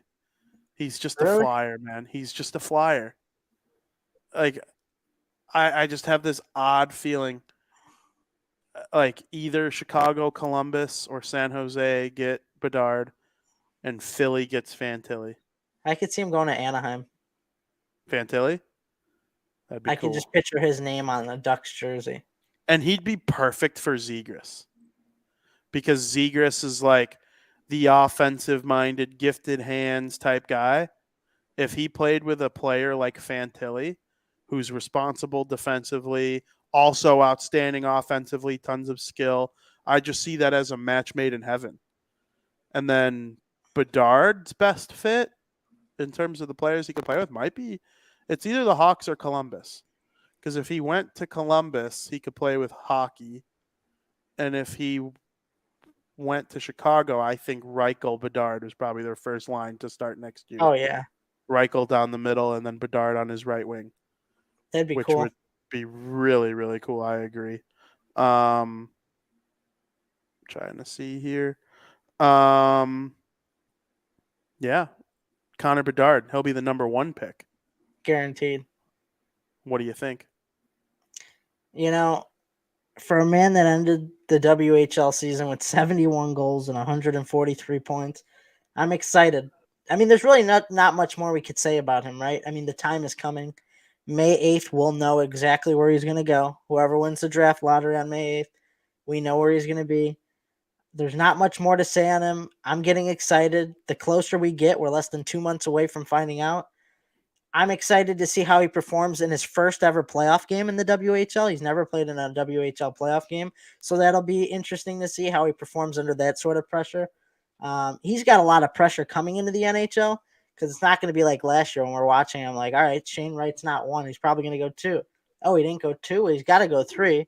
Oh, shit, he didn't go 3. He's 4, and he went 4th. That's not going to happen this year. So I think the kid's got a lot of pressure on him just because whatever everybody in the media is saying about him, and I'm excited. I really have – there's not much more I could say about him except that he's probably going to be a generational player. I'm excited. I really am. I hope the hype is real. If he doesn't go to the Hawks, then I hope he stinks, but that's besides the point. No, you don't. I don't care. He's got your birthday. Oh, that's true. You know what? Yeah, you got that. I forgot about that. You can't hate Bedard. I don't hate Bedard, but why would I care if he's on another team? Because it's sick. Yeah. Are you a hockey fan or a Blackhawks fan? A Blackhawks fan. Blackhawk fan before a hockey fan. Well, you're out of your mind. I wouldn't care if he wasn't on. Nah. The Shield, man. It's all about the Shield. Why am I going to root for somebody who's going to give me headaches the next 20 years? You don't like enjoy McDavid? Not as much as some people. You're out of your mind. I really like McDavid. Does it like, yeah, it's cool to watch, but it's McDavid brings me out of my seat. What do you think? Like, what's Bedard's points next year, though? No matter who he plays for. I'm gonna write this down. Actually, I don't want to get too crazy because it's always hard in their first year.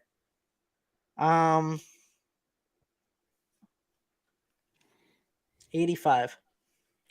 85. You got a goals, assists type deal? Yeah, let me do the math. 20, 65. No, 25, 28 60. goals, 57 assists. That doesn't equal 65. 85, 85. 28 goals, how many assists? 57.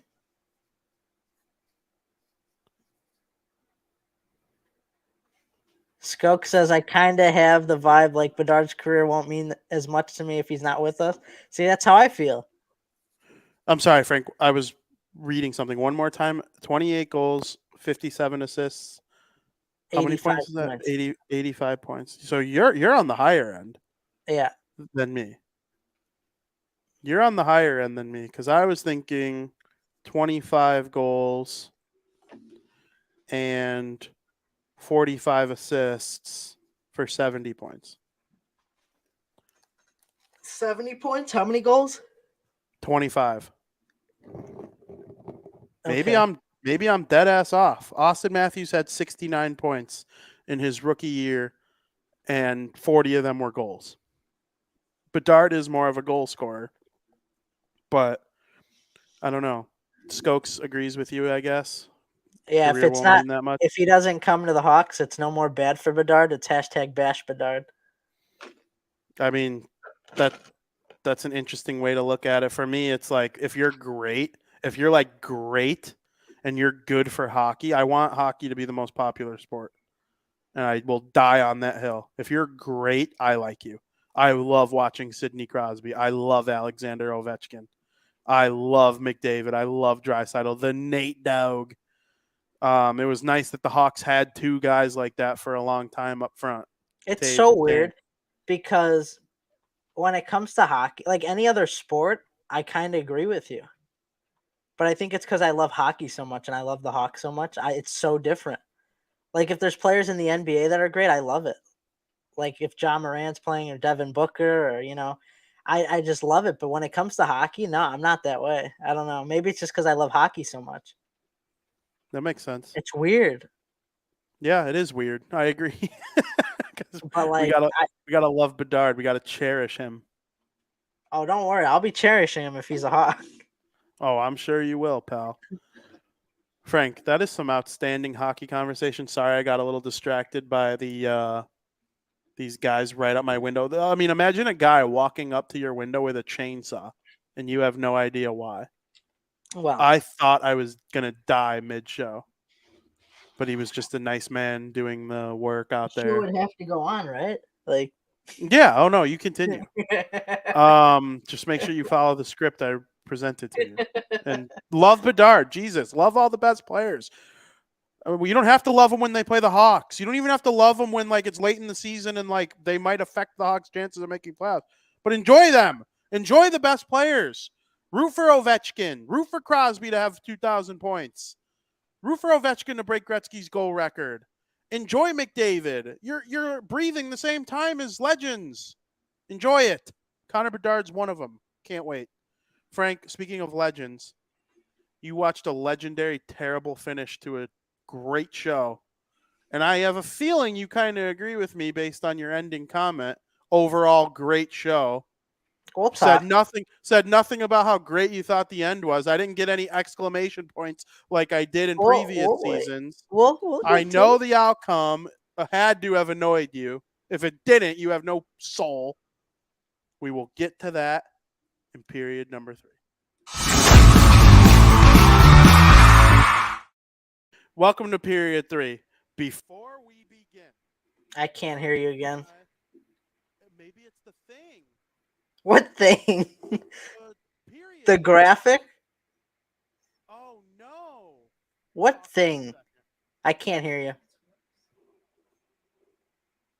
Huh? Can you hear me now? No.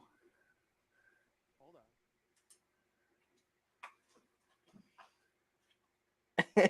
He goes, maybe it's the Can thing. you hear me now? I mean, I could hear you, but I'm straining. You should be able to hear me out of the computer now. Skokes, could you back me up on this? Yeah, I'm coming out of my MacBook speakers now. I can't hear you. You can't hear me at all. I'm answering you, aren't I? I could hear you a little bit. All right. Talk. G says it's like you're whispering. Vinny is completely silent from Travis.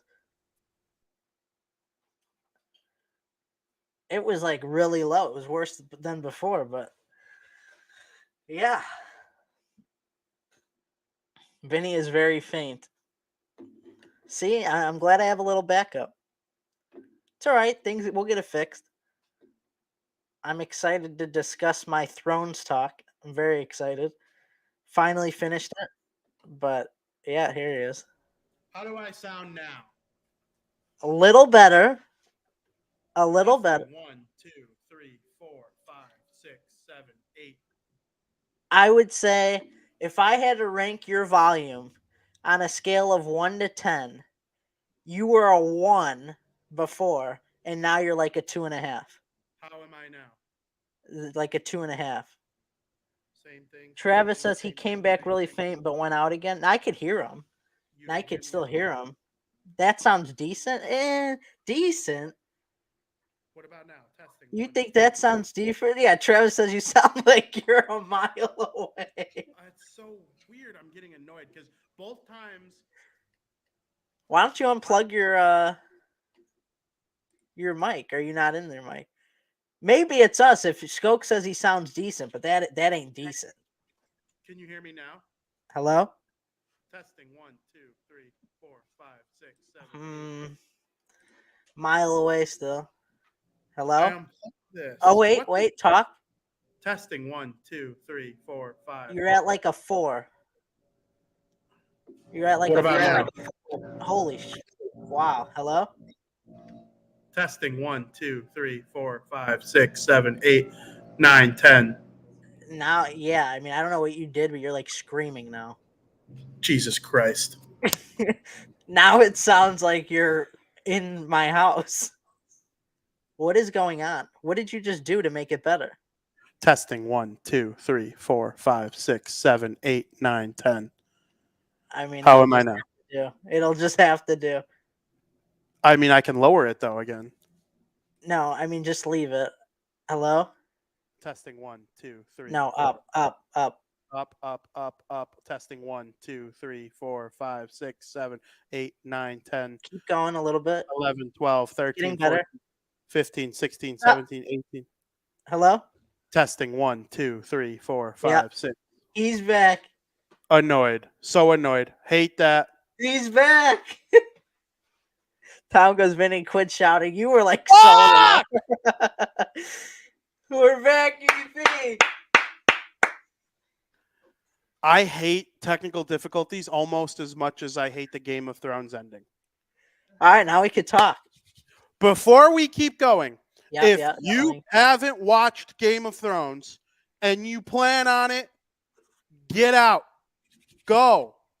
Spoiler alert. We are going to directly spoil everything that happens at the end of this show, Game of Thrones. If you don't want to hear that, mute your mic right now. Frankie will take spoiler alert down once we are done.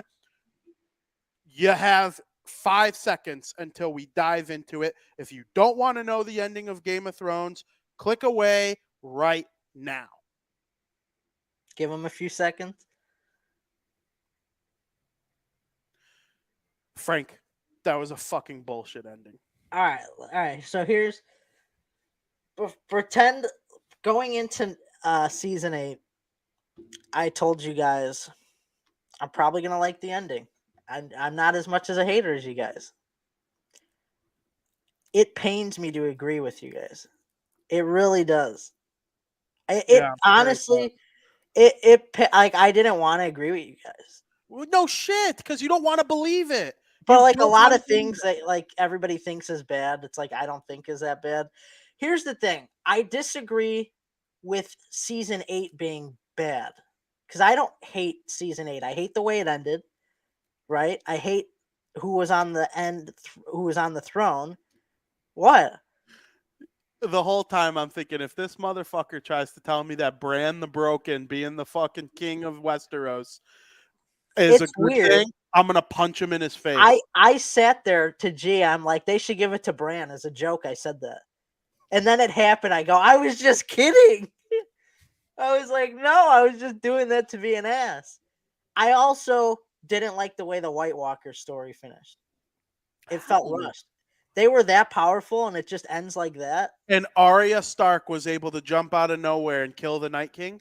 When, like, everybody, his crew is just watching. And he caught her. I thought he was going to kill her. That would have been badass if he fucking killed Arya right there. But all she had to do was drop her knife, catch it, and boom, every White Walker's dead? Are you shitting me? Disgusting ending to the show. I liked seeing Daenerys become the Mad Queen. I loved seeing her. I didn't like that. When she destroyed it with the dragon? I was pissed. I was like, seriously? I was pissed too, but like, you saw that coming from a mile away. I agree with Travis. It felt rushed. To me, it's not bad. I don't classify it as a bad season. I like the other stuff that happened in the season. Those were my 2 biggest problems. You needed to see Arya lose her virginity. That was something that needed to happen in the world of Frankie Miller. But that doesn't matter. That doesn't like make it me think it's a bad season. I like the way everything was going. I like how Jamie was turning good. I really liked that. That was really cool. I wanted him to stay at Winterfell, but I don't know. It felt rushed. I didn't like the way that Cersei died. Me I too. I wanted wanted to see her get a painful, mean chop off her head while she's suffering death. I love Jamie Lannister, and it was like kind of dumb that he went back just to die like that. I thought it was cool when the Hound fought the Mountain. I thought that was really cool.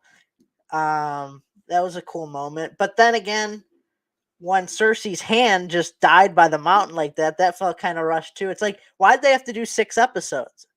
They should have done like 8 or 10. It just felt rushed. I agree with Travis. The whole thing felt rushed. You're coping. You're looking for ways to make it seem like you don't vehemently hate it. And the whole I season. don't hate it. I don't hate it. The whole The season. fact that the fact that people hate it, It's like very, I hate the ending. I don't hate the season. Frank, the whole season ruined what was, and I think that's why people hate it, Frank. It's okay to admit that they ruined the whole show. The entire time you go back and rewatch it, you're going to think to yourself, this little fucking dweeb that Jamie kicks out of the thing is going to end up being the king of Westeros. And he's going to use his freaking little powers to do it. And when the Night King is about to kill Reek, Arya jumps out of nowhere and smashes his ass. And like, Arya killing the Night King is cool. It's the way she killed the Night King. You can barely see the Battle of Westeros. It's a completely black episode. It was hard to see anyone. It looked like you were watching a bunch of silhouettes fight each other. You had to watch that big mean mountain kill that little cute queen girl. It was a disaster. What a terrible, terrible ending to a beautiful, beautiful show. Bran the Broken. The way Khaleesi dies and Jon Snow shoves the sword in her. Like, you guys were falling in love, man. What happened? Well, that I kind of like. That was kind of. I don't know. I didn't hate that. It was stunning. And the way the dragon destroys That the was throne. stupid. How do dragons don't dragons went from being dragons to having fucking feelings? I don't know. I don't know. No, I didn't like that he melted the throne. That was kind of like, all right, come on. But No. I thought I mean, there are a lot of things I didn't like. I didn't like that John went back to the Night's Watch. What's the purpose of the Night's Watch? Because like, there's no the Night White King. Walkers are dead. Yeah. Well, what's the purpose of going back there? And not only that, but this didn't happen in season 8. But why did we have to know the Red Witch was old? Do you remember that one scene? Yeah. She was old? What was the point of that? Yeah, I don't know. Season never- 7 wasn't perfect, but it was still great, and I loved the ending with the Season Night 7 King was good. with the Night King riding the dragon. Yeah. Season 6 was probably my favorite. But although my favorite episode is the final episode of season 7 when they're all together and then the Night King thing. Uh-huh. But Battle of the Bastards was good in season 6. You want to know how bad season 8 is? The book isn't even written. Yeah, so why even do the show? They thought J.R.R. Tolkien would have, but then HBO took over. They got big for their bridges and wrote a terrible ending to a wonderful show. See, I heard House of Dragon is outstanding, and Travis says he was very disappointed in it. I heard that's like really good. Oh, yeah, I heard that was really good too. I haven't watched it yet. Everyone Dylan I know really likes it a and lot. Dylan's a hater. Yeah. I'm not a hater. I'm not a hater. I honestly think I'm the most in the middle. I don't know. Terrible. Because what I don't know what House of Dragon is completely about. I know it follows like the Targaryens. I think it would be really cool and it would give me like chills. And Travis, don't say anything because I do plan on watching it. But I think it'd be really cool if we saw the Mad King and like Jaime Lannister kill the Mad King in House of Dragon. I don't know what I would do. I'd like shit a brick. Yeah, I think it's like way before any of those people are alive. It's like a long time before, Yeah. right? Yeah. Skoke says Game of Thrones better than House of Dragon. Yeah, I'm sure. Oh, but, yeah. but But like, there's only one season of House of Dragon. Yeah. But I guarantee season of 1 is better than season 8 of I was a little disappointed. I was disappointed in the way it ended. It sucked, and you're just too nice to admit it, which I respect. The It show was as a whole was great. I oh, the enjoyed show it. as a whole was Frank, and you know what? I knew this was going to be your take right when you texted me. You were like, "Just finished, overall great show." No comment of the season whatsoever. And I know you're enough of like a contrarian where like you're not going to ever fully say how much you hate it and how disappointed you were with it, which is fine. Die on that hill if you want to. But like season 8 was trashola. It stunk. It left every question that you wanted answered unanswered. Everything you wanted out of the show did not happen. The throne is gone. The new throne is a fucking remote control wheelchair, and just nasty. And I wonder why they went that route. Like they couldn't have thought that was a good idea in their heads. no, J.R.R. Tolkien hates it. Yeah, so why would they even go with that? They'll redo it one day. You think Tolkien they'll will write the redo book. it? Tolkien will write the Oh, book. but not the show, right? Like I don't know.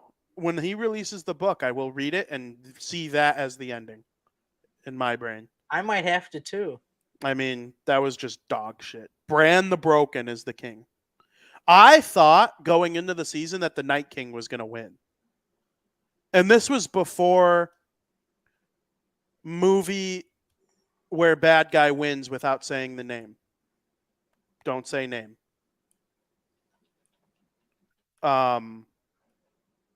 That is when I legitimately thought this was going to be one of the first times ever where the bad guy wins. And those two things came out right around the same time. The thing I'm referring to and Game of Thrones season 8. I think they were within weeks of each other. But it just didn't make sense because he was so powerful.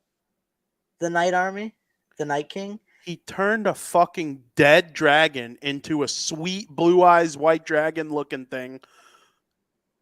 And it's like everybody just watched like his whole army as he like was getting attacked. Like there was just it just felt rushed. Oh, and you know what else I fucking hated? In episode 1 of season 8, when Jon Snow and Khaleesi are kissing and all of a sudden the dragons peek their big ass heads out of nowhere and are like, you'd see watching them. These are supposed to be vicious, mind-numbingly dark, awesome, fire-breathing dragons. And they're sitting there getting all freaky over Khaleesi and Jon Snow smooching. This isn't fucking Toy Story. This isn't fucking, Disney on Ice. This is Game of Thrones.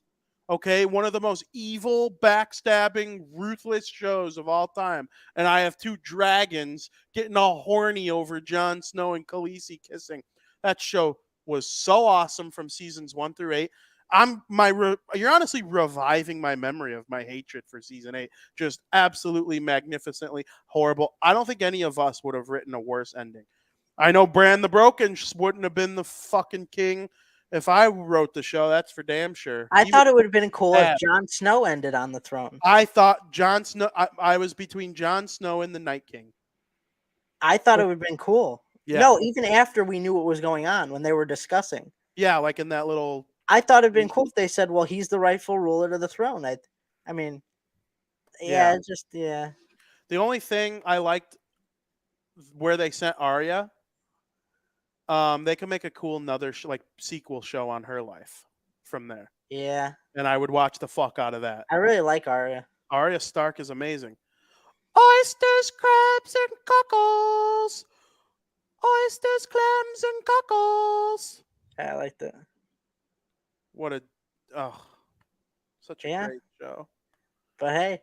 And then Khaleesi just destroying Westeros. How did they not have her be the one to destroy Khaleesi? Or not Khaleesi, Cersei. I mean, just some fallen rock. That's how we're gonna get. I mean, and then Jaime had to die right there with her. Are you kidding? Just. Bleh. And then when Tyrion went down there and you saw Jaime's hand laying there, I was like, they ain't gonna be under there. They escaped or something before, and that's just his hand that was left there, his metal hand. And then he was there. I'm like, all right, come on. I wanted something. You're right. We didn't get everything I asked for. I was left wanting more. because of that atrocious ending, it didn't pass Breaking Bad as the greatest show of all time. It was on track. Is that ending good? The ending of Breaking Bad is the best ending of any show I've ever seen. So it won't be. I won't have that same feeling. No, absolutely not. I mean, I don't think you will. Everyone, it's like unanimous that the ending of Breaking Bad is wonderful. People hate the ending of Sopranos too, and that kept that from being the greatest show of all time. Have you ever seen it from beginning to end? Not from beginning to end, but I have a pretty good idea of everything. I kind of remember the finale of that. Yeah, kind it like goes black. Yeah. Stupid. Horrible. Dumb. But I'm glad I watched Thrones. Oh yeah. Listen, it's my second, or no, I think it's my third favorite show of all time. I used to say it was my second. When it ended, it was on track to be my first, but I just couldn't put it above Breaking Bad. And now Mandalorian has passed Game of Thrones. Wow. Officially. After the last episode, and like thinking of like my 5 or 6 favorite episodes of Game of Thrones, I legitimately think it's weird. Breaking Bad is Wayne Gretzky. It's like the GOAT from beginning to end of career. Game of Thrones is Alexander Ovechkin. The best 5 years might be better than Breaking Bad's best 5 years. Does that make sense? Like, Yeah, I get what you're saying. like it's kind of hard to, and Travis makes a great point. Better Call Saul is great also. I loved Better Call Saul. We're not done with the Game of Thrones universe, though. No, it'll live forever. It'll be like Star Wars and There's a Jon Snow story movie show coming out, so that'll be cool. And I hope Kit Harington is part of it because he did a great job portraying Jon Snow, even in that terrible, disgusting ending that he probably hated too. Oh, and that freaking Sansa, Sophie Turner, when they were rolling out the new episodes Sunday by Sunday, Sophie Turner was doing like a farewell tour. I started to convince myself she was going to be on the throne. She went to the Rangers game, and they put her on the Madison Square Garden Jumbotron, and she chugs her wine. I'm like, she ended up being the freaking queen, and she's on her victory tour right now. And then she had a bullshit ending, too. Oh, my God. They're independent. There's only 6 kingdoms now because Winterfell is its own kingdom. Yeah. And she's the queen of it, or the lady of Winterfell, whatever you say it. Dumb. That's not how Game of Thrones is. Whoever rules the throne should rule every kingdom. Dumb. So stupid. Sorry, VP. And they had it so good, dude. That guy who was the leader of the Iron Islands, I'm drawing a blank on his name. Oh, I hated him. He was so annoying, but he was so captivating. Just magnificent, I swear. Oh, I hated him. Yeah. So bad. But you hated him because you loved him. You hated him because he was good. Like, not so good. Happy he bit the dust. Yeah, no, me too. But now I'm gonna go. I think I'm gonna do I've always wanted to do like a slow rewatch, a very casual rewatch where I'm not like committed to running episodes, like just whenever I have time, like a free hour, like run an ep, and eventually you'll have the show rewatched. I don't know. We'll see. I'll skip season 8 though. It's the only season I've yet to go back and watch a single episode from. Like I've rewatched my favorite episode in each season at least once. Really? Yeah, except season 8 because I don't have a favorite episode because they all stink. Well, you could take the spoiler alert down. I won't spoil anymore. You could come back if you were just having us muted for the duration of that conversation. But March Madness is never disappointing, unlike Game of Thrones. March Madness has been outstanding. And this is probably the craziest year of recent memory. And it was kind of predicted. Everyone said there's not 1 or 2 teams that'll dominate. There's not even like 6 or 7 teams that'll dominate. And lo and behold, we have 9 seeds and 7 seeds. And why don't you lay it all out for the folks? Yeah, so there's not one seed, 2 seed, or 3 seed left in the Final Four. The highest seed left is UConn as a 4 seed, and then there's 2 5 seeds and a 9 seed. That is unbelievable. I've never seen anything like this where the highest seed left is a 4 seed. Not one single 1, 2, or 3 seed made the Final Four. And actually, Dylan made me recognize something. I don't know if he told you, but in our bracket, only 3 people in our entire bracket league chose only one correct team to make it to the Final Four. If you get what I'm saying. Everybody else had 0 teams in the Final Four in our league, and 3 other people only had 1 correct Final Four pick. That's crazy. That is absolutely unbelievable. That's how crazy it is that only 3 people correctly predicted 1 team to get to the Final Four, and everybody else had 0. That's how crazy this year was. The fact that Florida Atlantic University, who I had losing to Memphis in the first round, has a chance to go to the finals is just simply unbelievable. Which I'm pretty sure a 9 seed's never won March Madness. I don't know what the highest is, but I just can't believe we're down to a 4, 2 5s, and a 9. Yeah. That's honestly unbelievable. Who are the 4? UConn, Miami, they play each other, Mm-hmm. and San Diego State University and Florida Atlantic University. And who do you believe will win each game and then win the March Madness bracket this weekend? I think Florida Atlantic's going to beat San Diego State University, so I think a 9 seed's going to the final, and I think UConn's going to beat Miami, and I think UConn's going to win it all. UConn. Been a minute since UConn won, right? Oh, yeah. I know the women are good in UConn. They lost 2, though, but they went on that crazy stretch where they were, like, undefeated for how many years? Women's UConn? Yeah. Is South Carolina's the best team in women's college basketball, right? Yeah, I think they're undefeated. Yeah. Travis says they only lost 3 games all year. Yeah, Florida Atlantic's only lost 3 games all year, but that's different because of the conference they're in. So I don't always take that. I take that with a grain of salt. Yeah. Like they lost 3 games all year, but they were still a 9 seed because Florida Atlantic didn't play as tough of teams. That's why they're not a 1 seed. Funny hearing Mr. Cincinnati Frankie say that. All right. Cincinnati and Alabama were equal because they were both undefeated. But Cincinnati, I thought, they had that thing.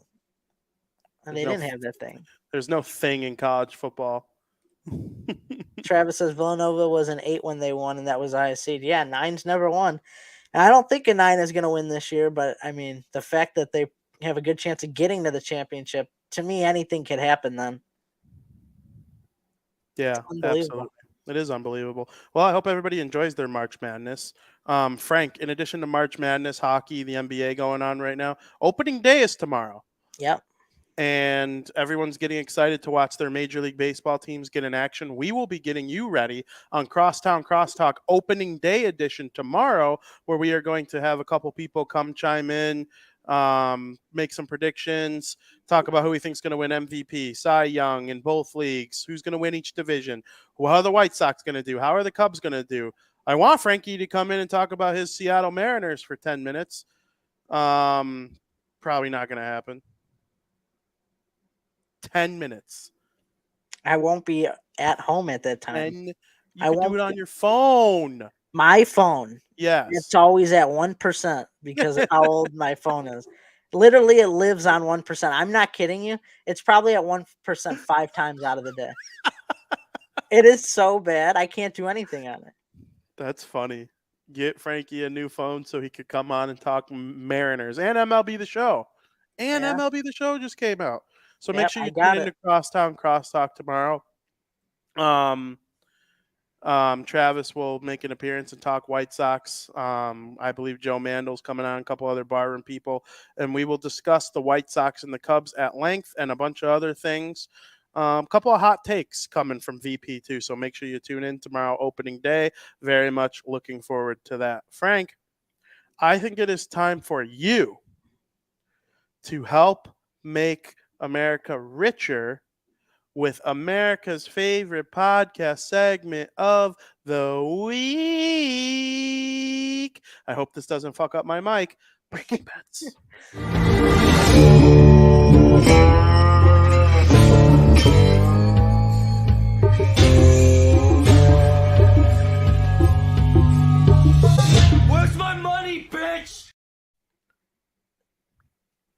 No, no, don't even. Yeah, bullshit. You would have beat Can you hear me? Yeah, It didn't fuck up my mic. no. Let's go. Let's I go. don't know what's going on with you, but you're good. All right. Well, Frank, America's favorite podcast segment of the week. The floor is yours. Oh yeah, I was supposed to do that, right? All right, we got You better make some shit up, boy. hold on. Hold on. Got to pull up his graphics to show everyone how We had awful at gambling he's been 50%. lately. Yeah, we're down back to 50. You can't get yourself into the 40s. You better be Oh smart no. this week.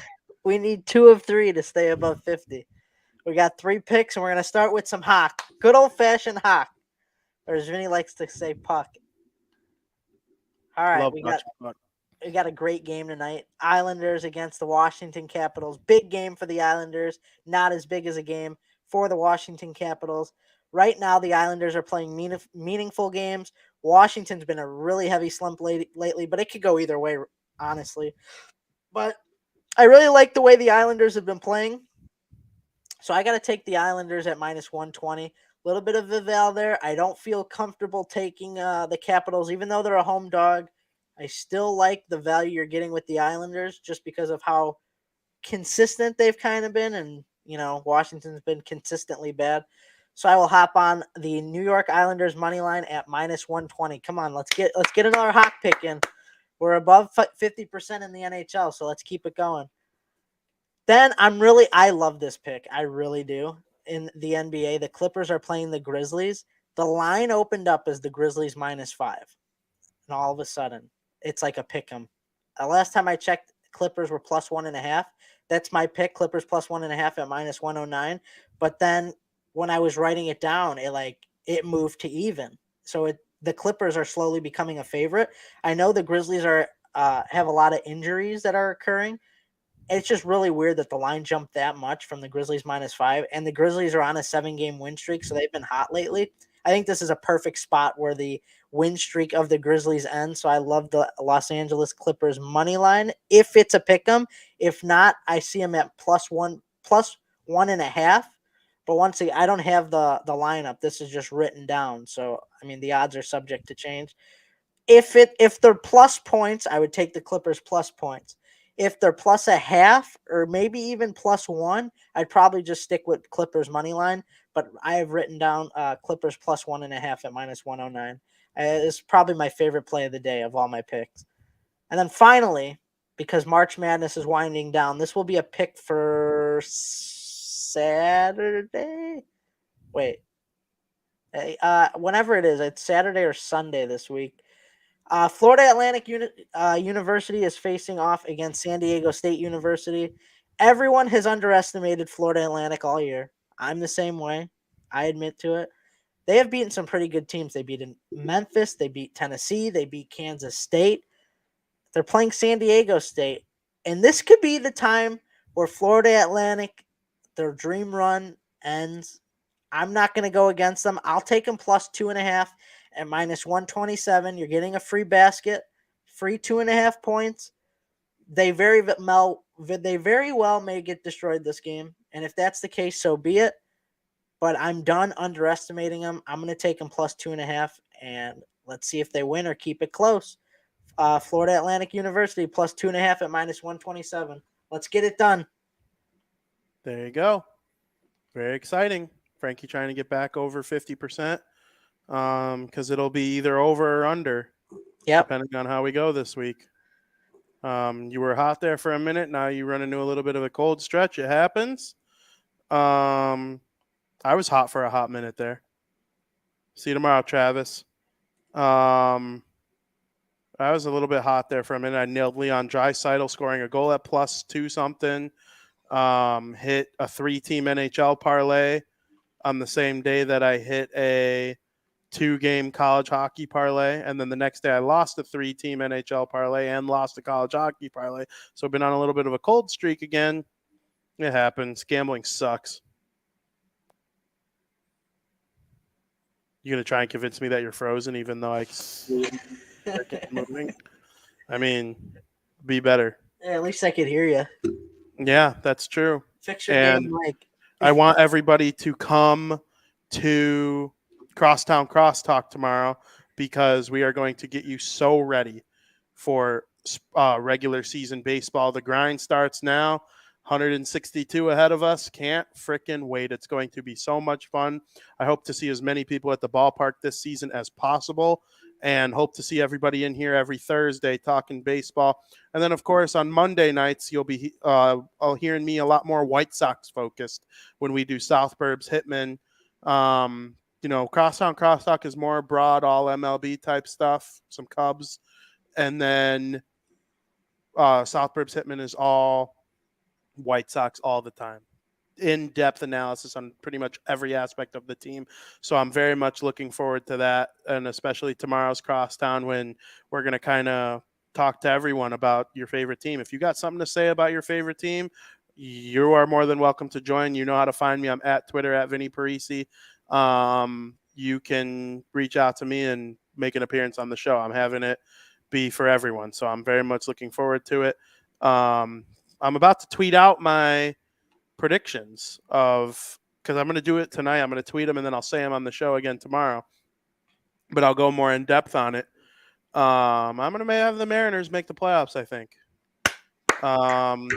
It's no discussion that the Astros are going to win the division. But I think the Mariners are a playoff team for sure.